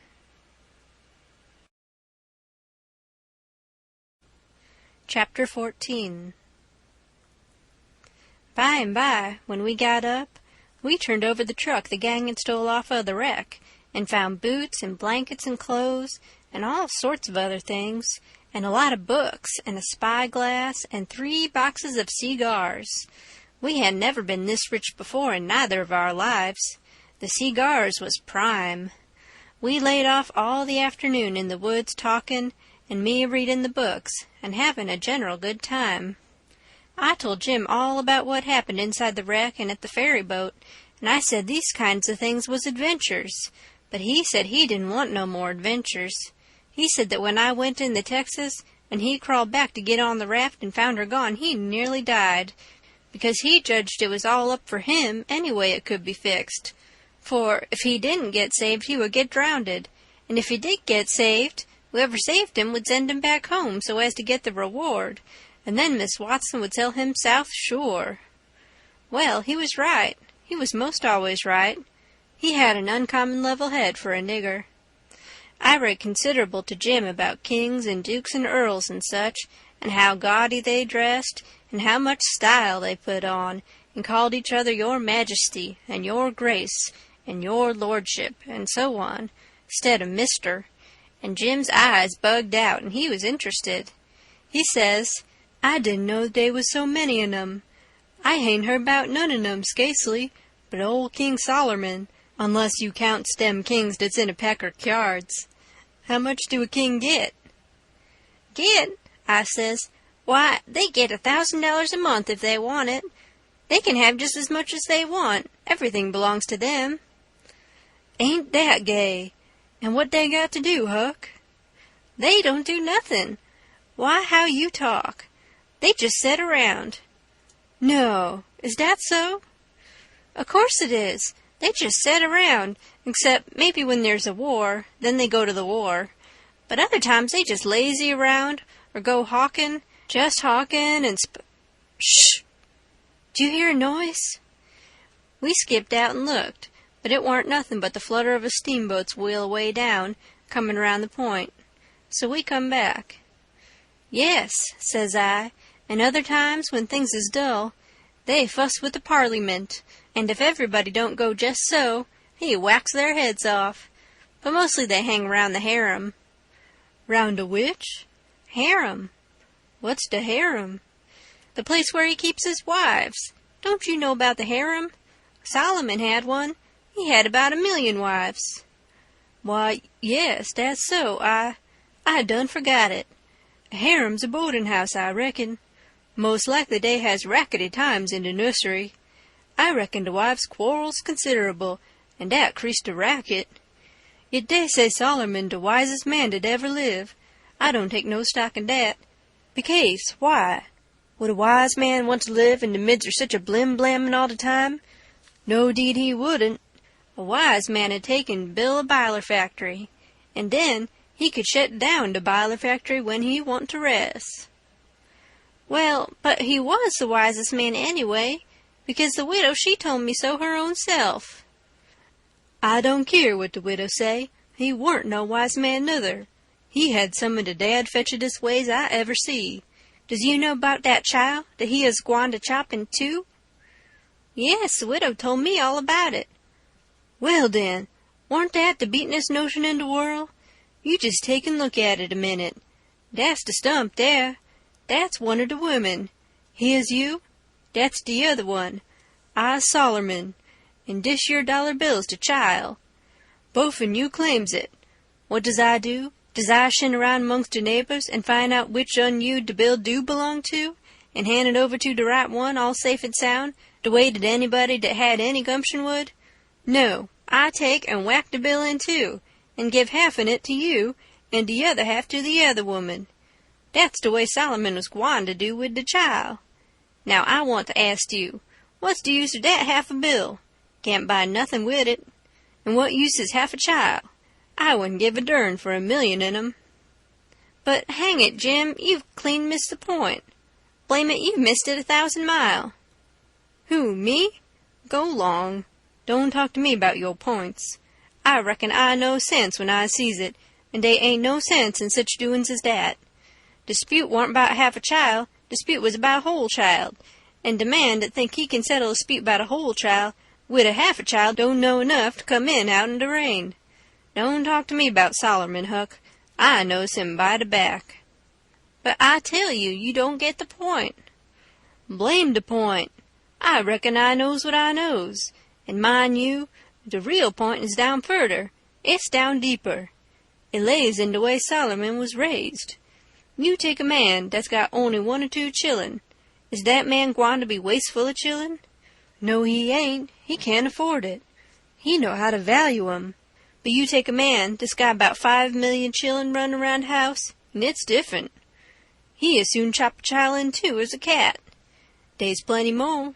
A child or two, more or less, warn't no consequence to Solomon, dad fetch 'em. I never see such a nigger. If he got a notion in his head once, there warn't no getting it out again. He was the most down on Solomon of any nigger I ever see. So I went to talking about other kings, and let Solomon slide. I told about Louis XVI, that got his head cut off in France long time ago, and about his little boy the Dolphin, that would have been a king, but they took and shut him up in jail, and some say he died there. Po' little chap. But some says he got out and got away and come to America. That's good, but he'll be pooty lonesome. They ain't no kings here, is they, Huck? No. Then he can't get no situation. What he gwine to do? Well, I don't know. Some of them gets on the police, and some of them learns people how to talk French. Why, Huck, don't the French people talk the same way we does? No, Jim, you couldn't understand a word they said. Not a single word. Well, now, I be ding busted. How did that come? I don't know, but it's so. I got some of their jabber out of a book. Suppose a man was to come to you and say, "Parlez-vous Francie?" What would you think? I wouldn't think nothing. I'd take and bust him over the head, that is, if he warn't white. I wouldn't allow no nigger to call me dat. Shucks, it ain't calling you anything. It's only saying, "Do you know how to talk French?" Well, then, why couldn't he say it? Why, he is a-saying it. That's a Frenchman's way of saying it. Well, it's a blame ridiculous way, and I don't want to hear no more about it. They ain't no sense in it. Looky here, Jim. Does a cat talk like we do? No, a cat don't. Well, does a cow? No, a cow don't nuther. Does a cat talk like a cow, or a cow talk like a cat? No, they don't. It's natural and right for 'em to talk different from each other, ain't it? Course. And ain't it natural and right for a cat and a cow to talk different from us? Why, most surely it is. Well, then, why ain't it natural and right for a Frenchman to talk different from us? You answer me that. Is a cat a man, Huck? No. Well, then, there ain't no sense in a cat talking like a man. Is a cow a man, or is a cow a cat? No, she ain't either of them. Well, then, she ain't got no business to talk like either one or the other of 'em. Is a Frenchman a man? Yes. Well, then, Dad blame it, why don't he talk like a man? You answer me dat." I see it warn't no use wasting words. You can't learn a nigger to argue. So I quit. End of chapter 14.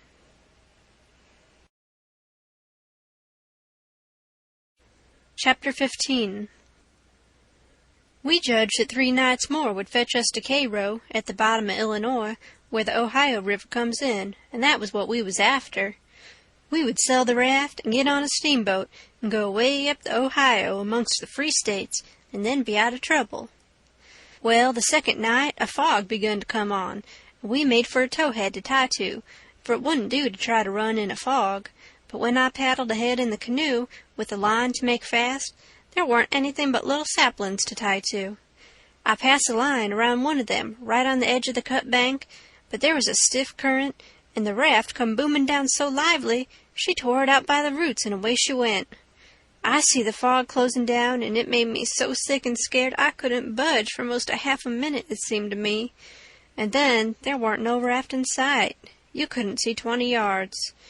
I jumped into the canoe and run back to the stern and grabbed the paddle and set her back a stroke, but she didn't come. I was in such a hurry I hadn't untied her. I got up and tried to untie her, but I was so excited my hands shook so I couldn't hardly do anything with them. As soon as I got started, I took out after the raft, hot and heavy, right down the towhead. That was all right as far as it went, but the towhead warn't 60 yards long, and the minute I flew by the foot of it, I shot out into the solid white fog, and hadn't no more idea which way I was going than a dead man. Thinks I, it won't do to paddle. First I know I'll run into the bank or a towhead or something. I got to set still and float, and yet it's mighty fidgety business to have to hold your hand still at such a time. I whooped and listened. Away down there somewheres I hears a small whoop, and up comes my spirits. I went tearing after it, listening sharp to hear it again. The next time it come I see I warn't heading for it, but heading away to the right of it, and the next time I was heading away to the left of it, and not gaining on it much either, for I was flying around, this way and that and the other, but it was going straight ahead all the time. I did wish the fool would think to beat a tin pan and beat it all the time, but he never did, and it was the still places between the whoops that was making the trouble for me. Well, I fought along, and directly I hears the whoop behind me. I was tangled good now. That was somebody else's whoop, or else I was turned around. I throwed the paddle down. I hear the whoop again. It was behind me yet, but in a different place. It kept coming and kept changing its place, and I kept answering, till by and by it was in front of me again, and I knowed the current had swung the canoe's head downstream, and I was all right if that was Jim, not some other raftsman hollerin'. I couldn't tell nothing about voices in a fog, for nothing don't look natural nor sound natural in a fog. The whoopin' went on, and in about a minute I come a-boomin' down on a cut bank with smoky ghosts of big trees on it, and the current threw me off to the left and shot by, amongst a lot of snags that fairly roared, the current was tearing by them so swift. In another second or two it was solid white and still again. I sat perfectly still then, listening to my heart thump, and I reckon I didn't draw a breath while it thumped 100. I just give up then. I knowed what the matter was. That cut bank was an island, and Jim had gone down the other side of it.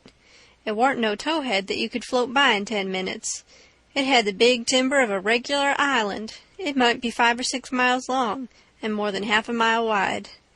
I kept quiet with my ears cocked, about 15 minutes, I reckon. I was floating along, of course, 4 or 5 miles an hour, but you don't ever think of that. No, you feel like you were laying dead still on the water, and if a little glimpse of a snag slips by, you don't think to yourself how fast you're going, but you catch your breath and think, my, how that snag's tearing along. If you think it ain't dismal and lonesome out in a fog that way by yourself in the night, you try it once. You'll see. Next, for about a half an hour, I whoops now and then. At last I hears the answer a long ways off, and tries to follow it, but I couldn't do it. And directly I judged I'd got into a nest of towheads, for I had little dim glimpses of them on both sides of me, sometimes just a narrow channel between, and some that I couldn't see I knowed was there because I'd hear the wash of the current against the old dead brush and trash that hung over the banks. Well, I warn't long losing the whoops now amongst the towheads, and I only tried to chase them a little while anyway, because it was worse than chasing a jack-o'-lantern. You never knowed a sound dodge around so, and swap places so quick and so much. I had to claw away from the bank pretty lively 4 or 5 times to keep from knocking the islands out of the river, and so I judged the raft must be butting into the bank every now and then, or else it would get further ahead and clear out of hearing. It was floating a little faster than what I was. Well, I seemed to be in the open river again by and by, but I couldn't hear no sign of a whoop nowheres. I reckon Jim had fetched up on a snag, maybe, and it was all up with him. I was good and tired, so I laid down in the canoe and said I wouldn't bother no more. I didn't want to go to sleep, of course, but I was so sleepy I couldn't help it, so I thought I would take just one little cat nap. But I reckon it was more than a cat nap, for when I waked up the stars was shining bright, the fog was all gone, and I was spinning down a big bend, stern first. First I didn't know where I was. I thought I was dreaming, and when things began to come back to me they seemed to come up dim out of last week. It was a monstrous big river here, with the tallest and the thickest kind of timber on both banks, just a solid wall, as well as I could see by the stars. I looked away downstream and seen a black speck on the water. I took after it, but when I got to it, it warn't nothing but a couple of saw logs made fast together. Then I see another speck and chased that, then another, and this time I was right. It was the raft. When I got to it, Jim was setting there with his head down between his knees, asleep, with his right arm hanging over the steering oar. The other oar was smashed off, and the raft was littered up with leaves and branches and dirt. So she'd had a rough time. I made fast and laid down under Jim's nose on the raft and began to gap and stretch my fists out against Jim and says, "Hello, Jim, have I been asleep? Why didn't you stir me up?" "Good gracious, is that you, Huck? And you ain't dead? You ain't drownded? You's back again? It's too good for true, honey, it's too good for true. Let me look at you, child, let me feel of you. No, you ain't dead. You's back again, live and sound, just the same old Huck. The same old Huck, thanks to goodness. What's the matter with you, Jim? You been a-drinking?" "Drinking? Has I been a-drinking? Has I had a chance to be a-drinking?" "Well, then, what makes you talk so wild?" "How does I talk wild?" "How? Why, hain't you been talking about my coming back and all that, as if I'd been gone away?" "Huck Finn, you look me in the eye. Look me in the eye. Hain't you been gone away?" "Gone away? Why, what in the nation do you mean? I hain't been gone anywheres. Where would I go to?" "Well, looky here, boss, dey's something wrong, dey is. Is I me, or who is I? Is I here, or where is I? Now dat's what I wants to know." "Well, I think you're here plain enough, but I think you're a tangle-headed old fool, Jim." "I is I? Well, you answer me dis. Didn't you tote out de line in de canoe for to make fast to de towhead?" "No, I didn't. What towhead? I ain't seen no towhead." "You hain't seen no towhead?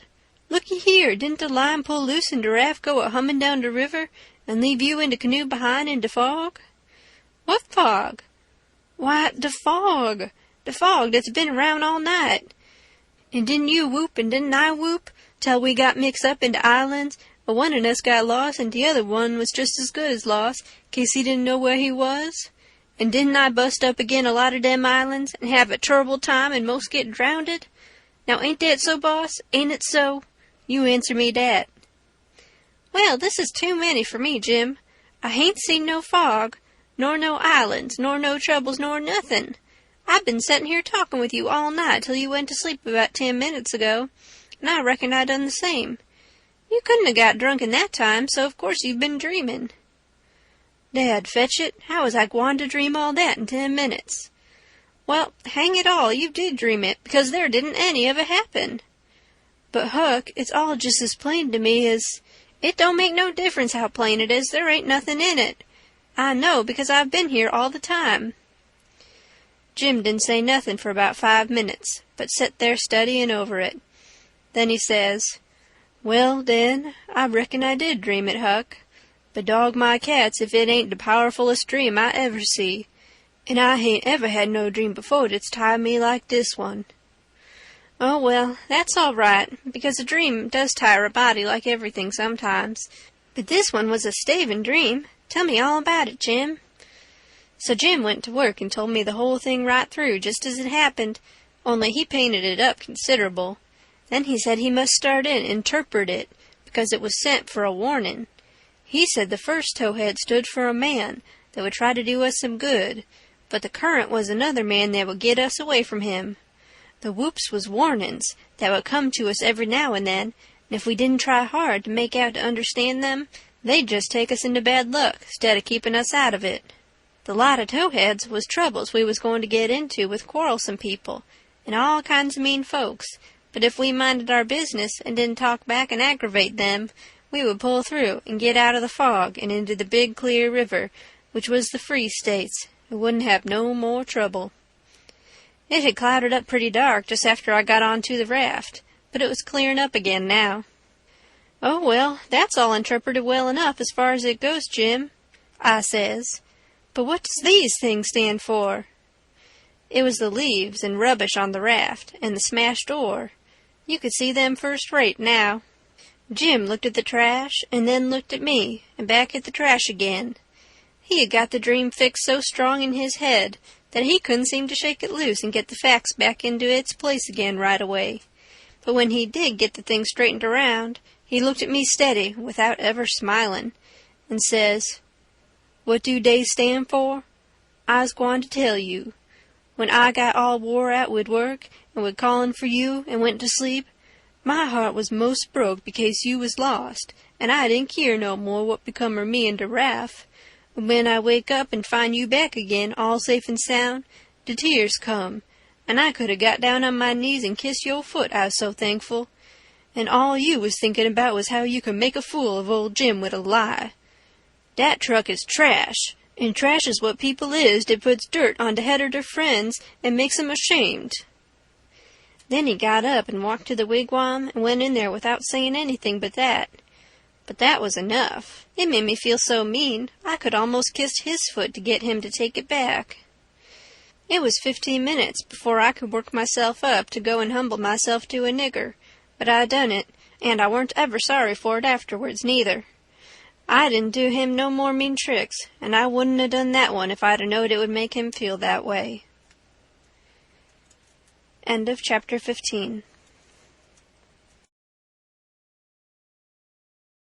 Chapter 16. We slept most all day, and started out at night, a little ways behind a monstrous long raft that was as long going by as a procession. She had 4 long sweeps at each end, so we judged she carried as many as 30 men, likely. She had 5 big wigwams aboard, wide apart, and an open campfire in the middle, and a tall flagpole at each end. There was a power of style about her. It amounted to something, being a raftsman on such a craft as that. We went drifting down into a big bend, and the night clouded up and got hot. The river was very wide, and was walled with solid timber on both sides. You couldn't see a break in it hardly ever, or a light. We talked about Cairo, and wondered whether we would know it when we got to it. I said likely we wouldn't, because I had heard say there warn't but about a dozen houses there, and if they didn't happen to have them lit up, how was we going to know we was passing a town? Jim said if the 2 big rivers joined together there, that would show. But I said maybe we might think we was passing the foot of an island and coming into the same old river again. That disturbed Jim, and me too. So the question was, what to do? I said, paddle ashore the first time a light showed, and tell them Pap was behind, coming along with a trading scow, and was a green hand at the business and wanted to know how far it was to Cairo. Jim thought it was a good idea, so we took a smoke on it and waited. There warn't nothing to do now but to look out sharp for the town, and not pass it without seeing it. He said he'd be mighty sure to see it, because he'd be a free man the minute he seen it, but if he missed it he'd be in a slave country again, and no more show for freedom. Every little while he jumps up and says, "There she is." But it warn't. It was jack-o'-lanterns or lightning bugs, so he set down again and went to watching, same as before. Jim said it made him all over trembly and feverish to be so close to freedom. Well, I can tell you it made me all over trembly and feverish, too, to hear him, because I begun to get it through my head that he was most free. And who was to blame for it? Why, me. I couldn't get that out of my conscience, no how nor no way. It got to troubling me so I couldn't rest. I couldn't stay still in one place. It had never come to me before what this thing was that I was doing. But now it did, and it stayed with me, and scorched me more and more.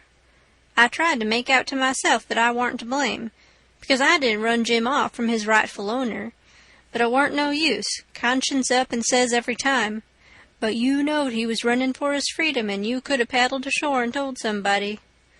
That was so. I couldn't get around that no way. That was where it pinched. Conscience says to me, "What had poor Miss Watson done to you that you could see her nigger go off right under your eyes and never say one single word? What did that poor old woman do to you that you could treat her so mean? Why, she tried to learn you your book. She tried to learn you your manners. She tried to be good to you every way she knowed how. That's what she done." I got to feeling so mean and so miserable, I most wished I was dead. I fidgeted up and down the raft, abusing myself to myself, and Jim was fidgeting up and down past me. We neither of us could keep still. Every time he danced around and says, "There's Cairo," it went through me like a shot, and I thought if it was Cairo, I reckoned I would die of miserableness. Jim talked out loud all the time while I was talking to myself. He was saying how the first thing he would do when he got to a free state, he would go to saving up money and never spend a single cent, and when he got enough he would buy his wife, which was owned on a farm close to where Miss Watson lived, and then they would both work to buy the 2 children, and if their master wouldn't sell them, they'd get an abolitionist to go and steal them. It most froze me to hear such talk. He wouldn't ever dared to talk such talk in his life before. Just see what a difference it made in him the minute he judged she was about free. It was according to the old saying, "Give a nigger an inch, and he'll take an ell." Thinks I, this is what comes of my not thinking. Here was this nigger, which I had as good as helped to run away, coming right out flat-footed and saying he would steal his children that belonged to a man I didn't even know, a man that hadn't never done me no harm. I was sorry to hear Jim say that. It was such a lowering of him. My conscience got to stirring me up hotter than ever, until at last I says to it, "Let up on me. It ain't too late yet. I'll paddle ashore at the first light and tell." I felt easy and happy and light as a feather right off. All my troubles was gone. I went to looking out sharp for a light and sort of singing to myself. By and by one showed. Jim sings out, "We's safe, Huck, we's safe. Jump up and crack your heels. That's the good old Cairo at last. I just knows it." I says, "I'll take the canoe and go and see, Jim. It mightn't be, you know." He jumped and got the canoe ready and put his old coat in the bottom for me to set on and give me the paddle, and as I shoved off, he says, "Pooty soon I'll be a-shouting for joy, and I'll say, 'It's all on accounts of Huck. I's a free man, and I couldn't never been free if it hadn't been for Huck. Huck done it. Jim won't ever forget you, Huck. You's the best friend Jim's ever had, and you's the only friend old Jim's got now." I was paddling off all in a sweat to tell on him, but when he says this, it seemed to kind of take the tuck all out of me. I went along slow then, and I warn't right down certain whether I was glad I started or whether I warn't. When I was 50 yards off, Jim says, "There you goes, the old true Huck, the only white gentleman that ever kept his promise to old Jim." Well, I just felt sick, but I says I got to do it. I can't get out of it. Right then along comes a skiff with 2 men in it with guns, and they stopped and I stopped. One of them says, "What's that yonder?" "A piece of a raft," I says. "Do you belong on it?" "Yes, sir." Any men on it? Only one, sir. Well, there's 5 niggers running off tonight up yonder, above the head of the bend. Is your man white or black? I didn't answer up prompt. I tried to, but the words wouldn't come. I tried for a second or two to brace up and out with it, but I warn't man enough, hadn't the spunk of a rabbit. I see I was weakening, so I just give up trying, and up and says, "He's white." "I reckon we'll go and see for ourselves."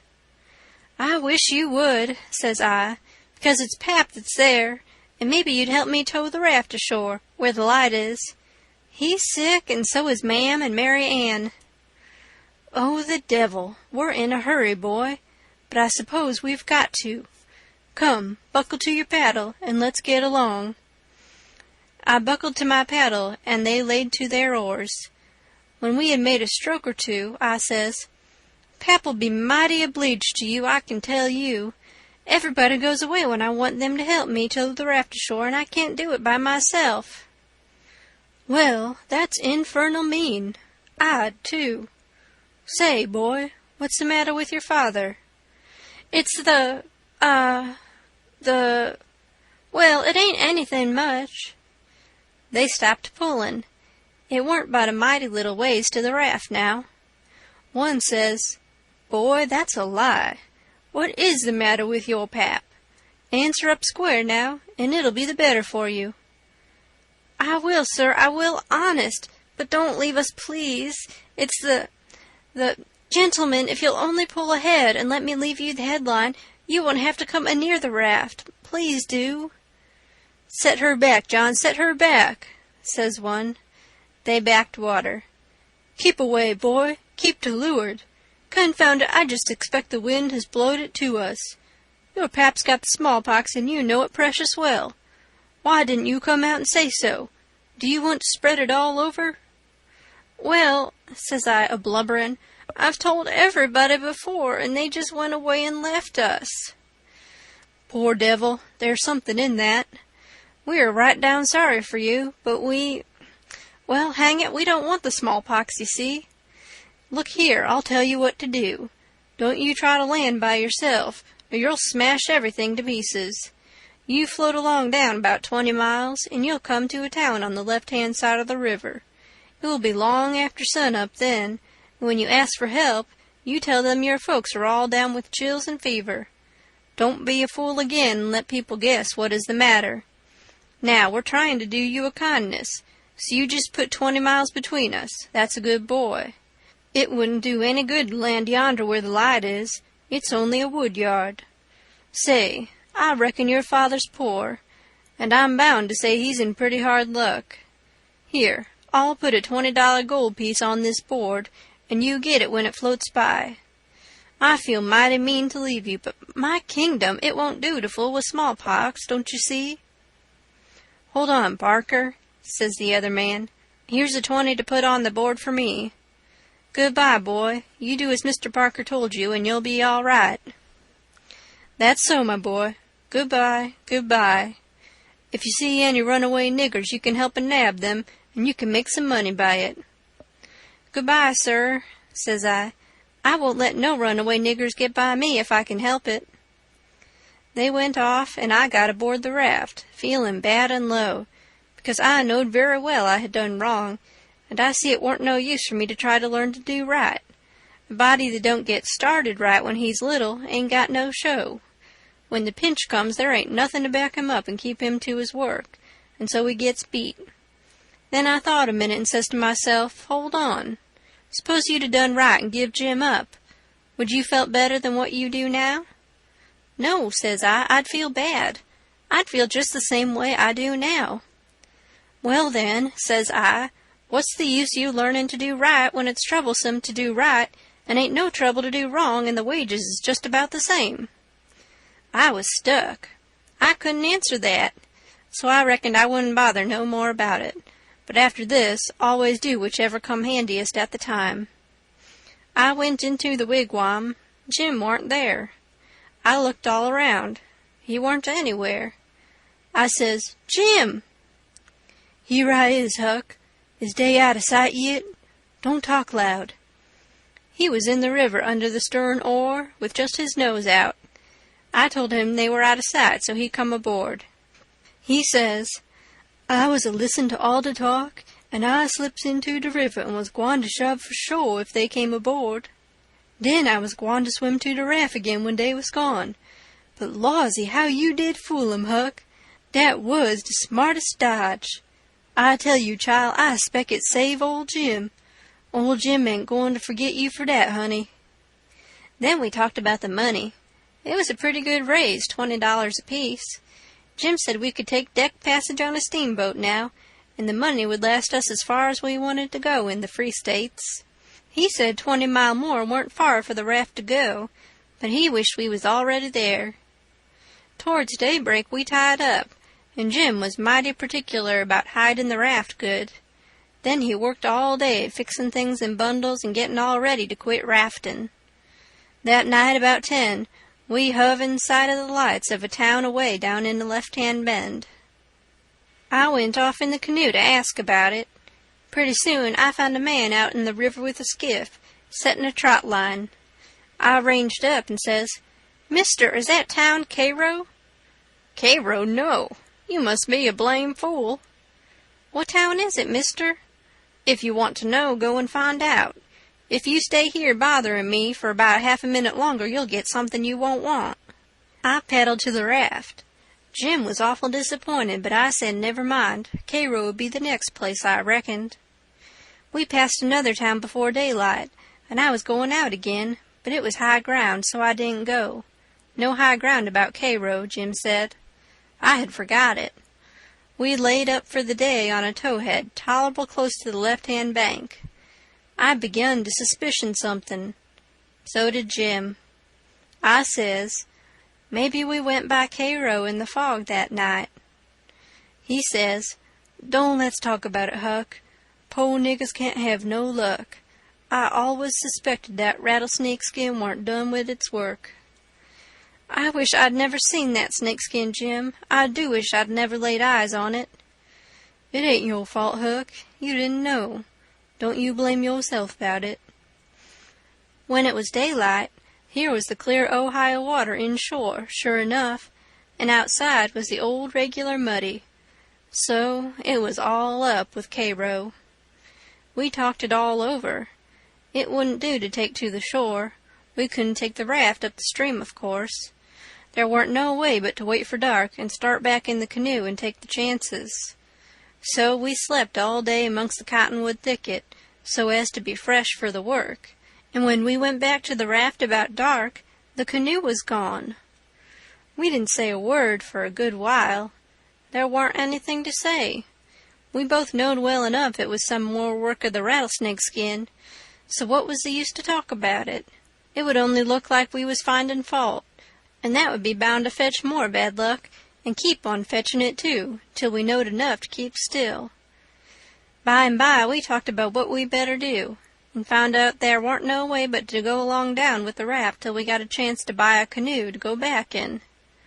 We weren't going to borrow it when there warn't anybody around, the way Pap would do, for that might set people after us. So we shoved out after dark on the raft.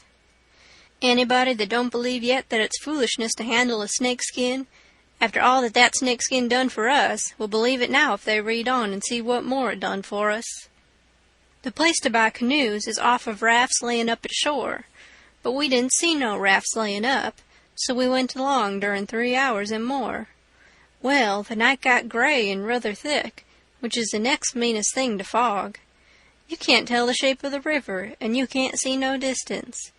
It got to be very late and still, and then along comes a steamboat up the river. We lit the lantern, and judged she would see us. Upstream boats don't generally come close to us. They go out and follow the bars and hunt for easy water under the reefs. But nights like this, they bull right up the channel against the whole river. We could hear her pounding along, but we didn't see her good till she was close. She aimed right for us. Often they do that and try to see how close they can come without touching. Sometimes the wheel bites off a sweep, and then the pilot sticks his head out and laughs, and thinks he's mighty smart. Well, here she comes, and we said she was going to try and shave us, but she didn't seem to be shearing off a bit. She was a big one, and she was coming in a hurry, too, looking like a black cloud with rows of glowworms round it. But all of a sudden she bulged out, big and scary, with a long row of wide-open furnace doors shining like red-hot teeth, and her monstrous bows and guards hanging right over us. There was a yell at us, and a jingling of bells to stop the engines, a pow-wow of cussing and whistling of steam, and as Jim went overboard on one side and I on the other, she come smashing straight through the raft. I dived, and aimed to find the bottom, too, for a 30-foot wheel had got to go over me, and I wanted it to have plenty of room. I could always stay under water a minute. This time I reckon I stayed under a minute and a half. Then I bounced for the top in a hurry, for I was nearly bustin'. I popped out to my armpits and blowed the water out of my nose and puffed a bit. Of course there was a booming current, and of course that boat started her engines again 10 seconds after she stopped them, for they never cared much for raftsmen. So now she was churning along up the river, out of sight in the thick weather, though I could hear her. I sung out for Jim about a dozen times, but I didn't get any answer, so I grabbed a plank that touched me while I was treading water, and struck out for shore, shoving it ahead of me. But I made out to see that the drift of the current was towards the left-hand shore, which meant that I was in a crossing, so I changed off and went that way. It was one of these long, slanting 2-mile crossings, so I was a good long time in getting over. I made a safe landing and clumb up the bank. I couldn't see but a little ways, but I went poking along over rough ground for a 1/4 of a mile or more, and then I run across a big old-fashioned double-log house before I noticed it. I was going to rush by and get away, but a lot of dogs jumped out and went to howling and barking at me, and I knowed better than to move another peg. End of chapter 16.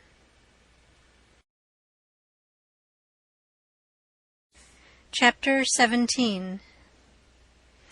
In about a minute, somebody spoke out of a window without putting his head out and says, "Be done, boys. Who's there?" I says, "It's me." "Who's me?" "George Jackson, sir." "What do you want?" "I don't want nothing, sir. I only want to go along by, but the dogs won't let me." "What are you prowling around here this time of night for, hey?" "I warn't prowling around, sir. I fell overboard off of the steamboat." "Oh, you did you? Strike a light there, somebody. What did you say your name was?" "George Jackson, sir. I'm only a boy." "Look here. If you're telling the truth, you needn't be afraid. Nobody'll hurt you. But don't try to budge. Stand right where you are. Rouse out Bob and Tom, some of you, and fetch the guns. George Jackson, is there anybody with you?" "No, sir, nobody." I heard the people stirring around in the house now, and see a light. The man sung out, "Snatch that light away, Betsy, you old fool. Ain't you got any sense? Put it on the floor behind the front door. Bob, if you and Tom are ready, take your places." "All ready." "Now, George Jackson, do you know the Shepherdsons?" "No, sir, I never heard of them." "Well, that may be so, and it mayn't. Now, all ready. Step forward, George Jackson. And mind, don't you hurry, come mighty slow. If there's anybody with you, let him keep back. If he shows himself, he'll be shot. Come along now. Come slow. Push the door open yourself. Just enough to squeeze in, do you hear?" I didn't hurry. I couldn't if I'd a wanted to. I took one slow step at a time, and there weren't a sound, only I thought I could hear my heart. The dogs were as still as the humans, but they followed a little behind me. When I got to the 3 log doorsteps, I heard them unlocking and unbarring and unbolting. I put my hand on the door and pushed it a little more, till somebody said, "There, that's enough. Put your head in." I done it, but I judged they would take it off. The candle was on the floor, and there they all was looking at me, and me at them, for about a quarter of a minute. 3 big men with guns pointed at me, which made me wince, I tell you. The oldest gray and about 60, the other 2 30 or more, all of them fine and handsome, and the sweetest old gray-headed lady, and back of her 2 young women which I couldn't see right well. The old gentleman says, "There, I reckon it's all right. Come in." As soon as I was in, the old gentleman, he locked the door and barred it and bolted it, and told the young men to come in with their guns, and they all went in a big parlor that had a new rag carpet on the floor, and got together in a corner that was out of the range of the front windows. There weren't none on the side. They held the candle and took a good look at me, and all said, "Why, he ain't a Shepherdson. No, there ain't any Shepherdson about him."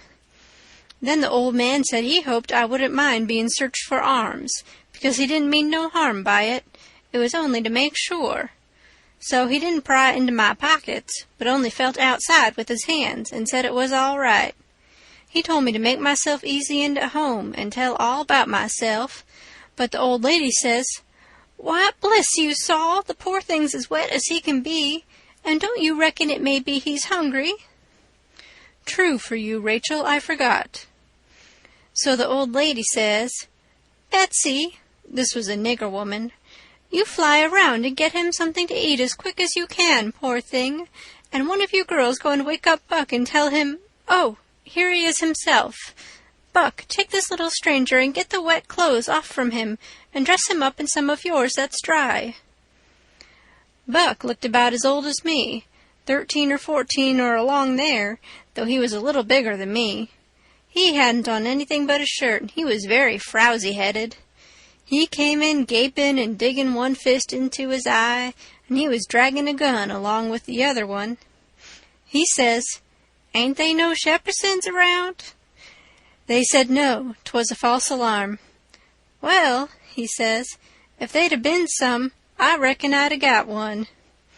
They all laughed, and Bob says, "Why, Buck, they might have scalped us all, you've been so slow in coming." "Well, nobody come after me, and it ain't right I'm always kept down. I don't get no show." "Never mind, Buck, my boy," says the old man. "You'll have show enough, all in good time, don't you fret about that.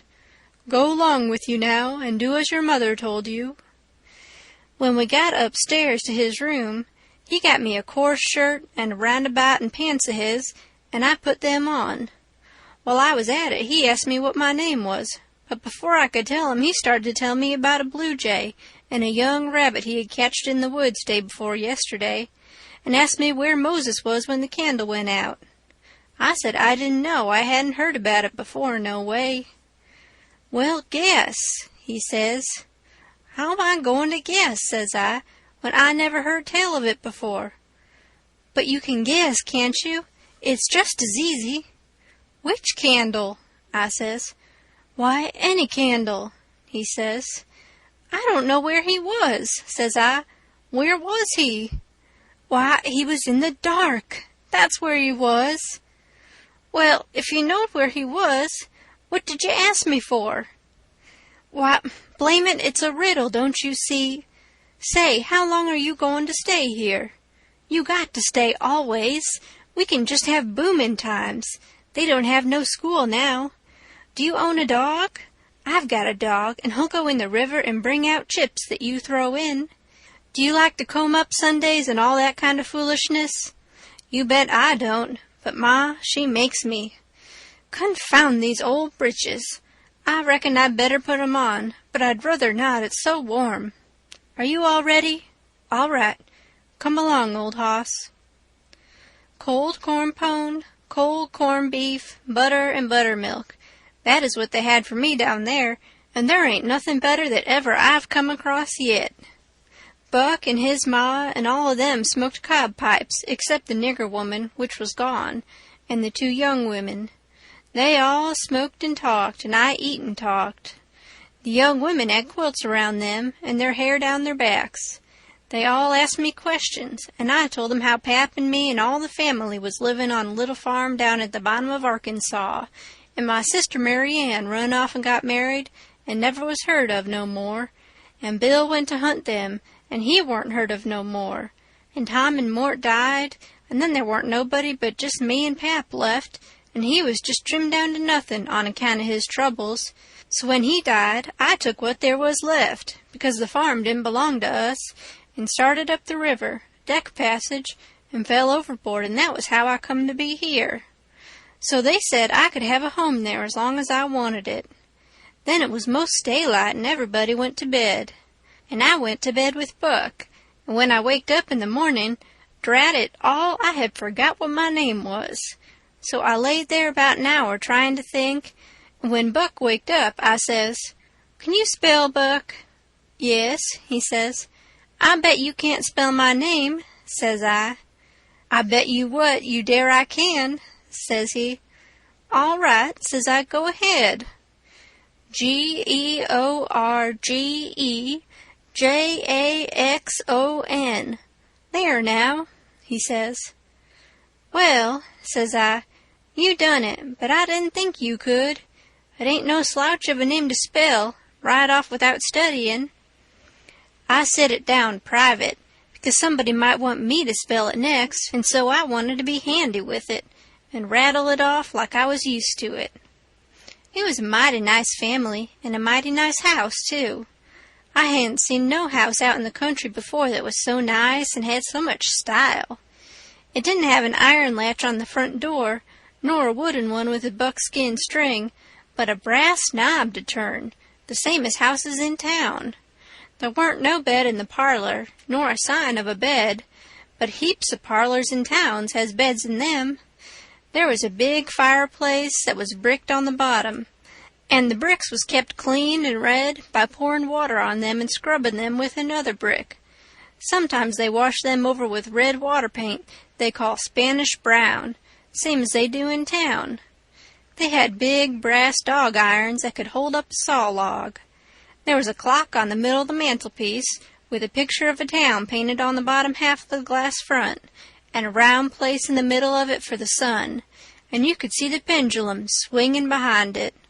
It was beautiful to hear that clock tick, and sometimes when one of these peddlers had been along and scoured her up and got her in good shape, she would start in and strike 150 before she got tuckered out.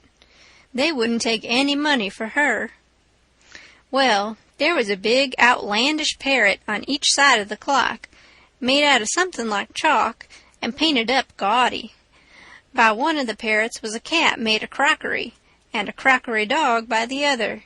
When you pressed down on them, they squeaked, but didn't open their mouths nor look different nor interested.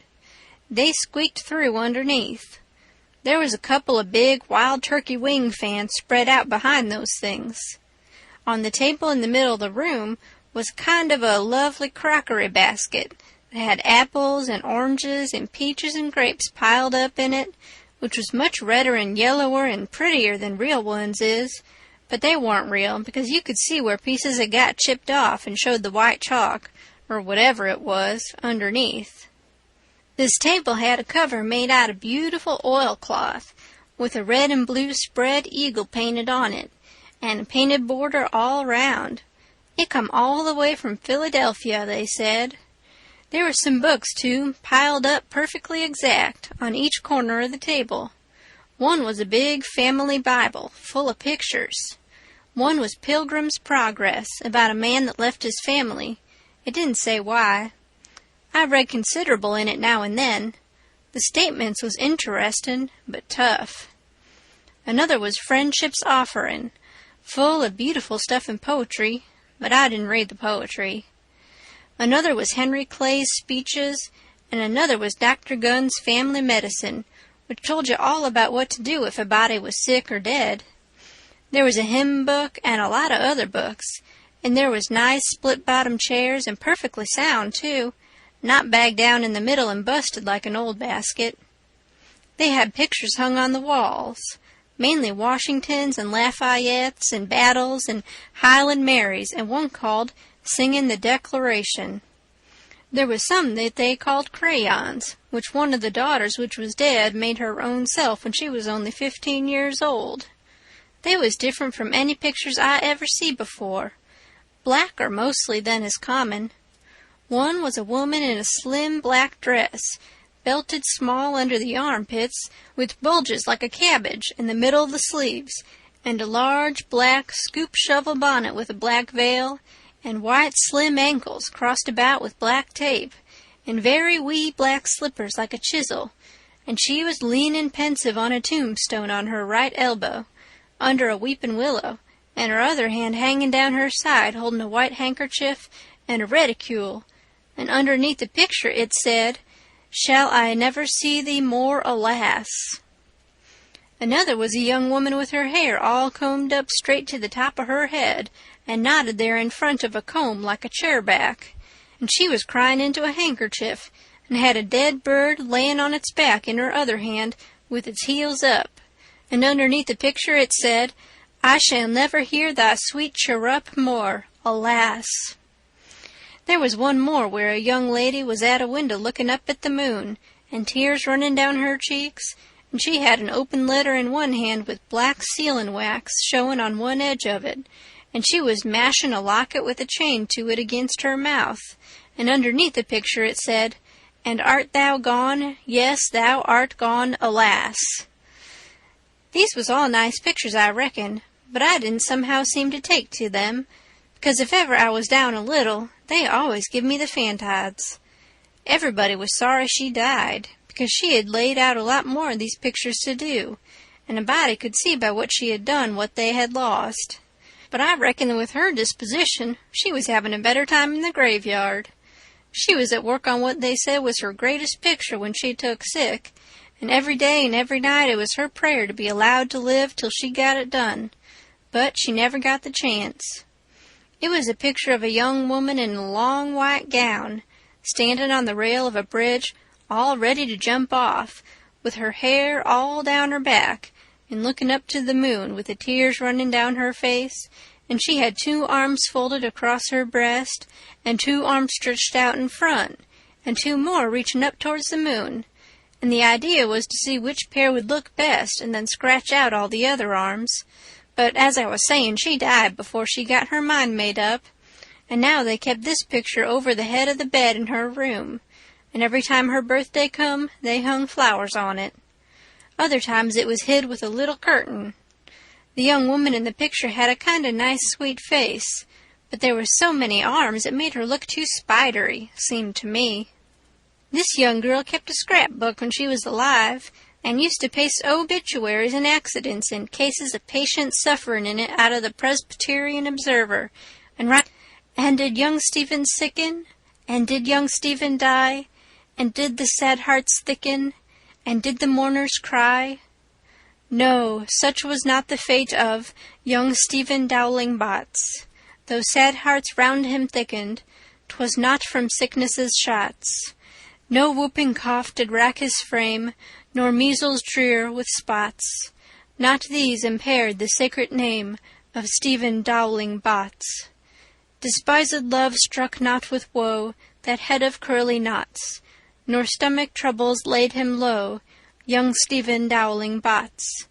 Oh no, then list with tearful eye, whilst I his fate do tell. His soul did from this cold world fly, by falling down a well. They got him out and emptied him. Alas, it was too late. His spirit was gone for to sport aloft in the realms of the good and great. If Emmeline Grangerfield could make poetry like that before she was 14, there ain't no telling what she could have done by and by. Buck said she could rattle off poetry like nothing. She didn't ever have to stop to think.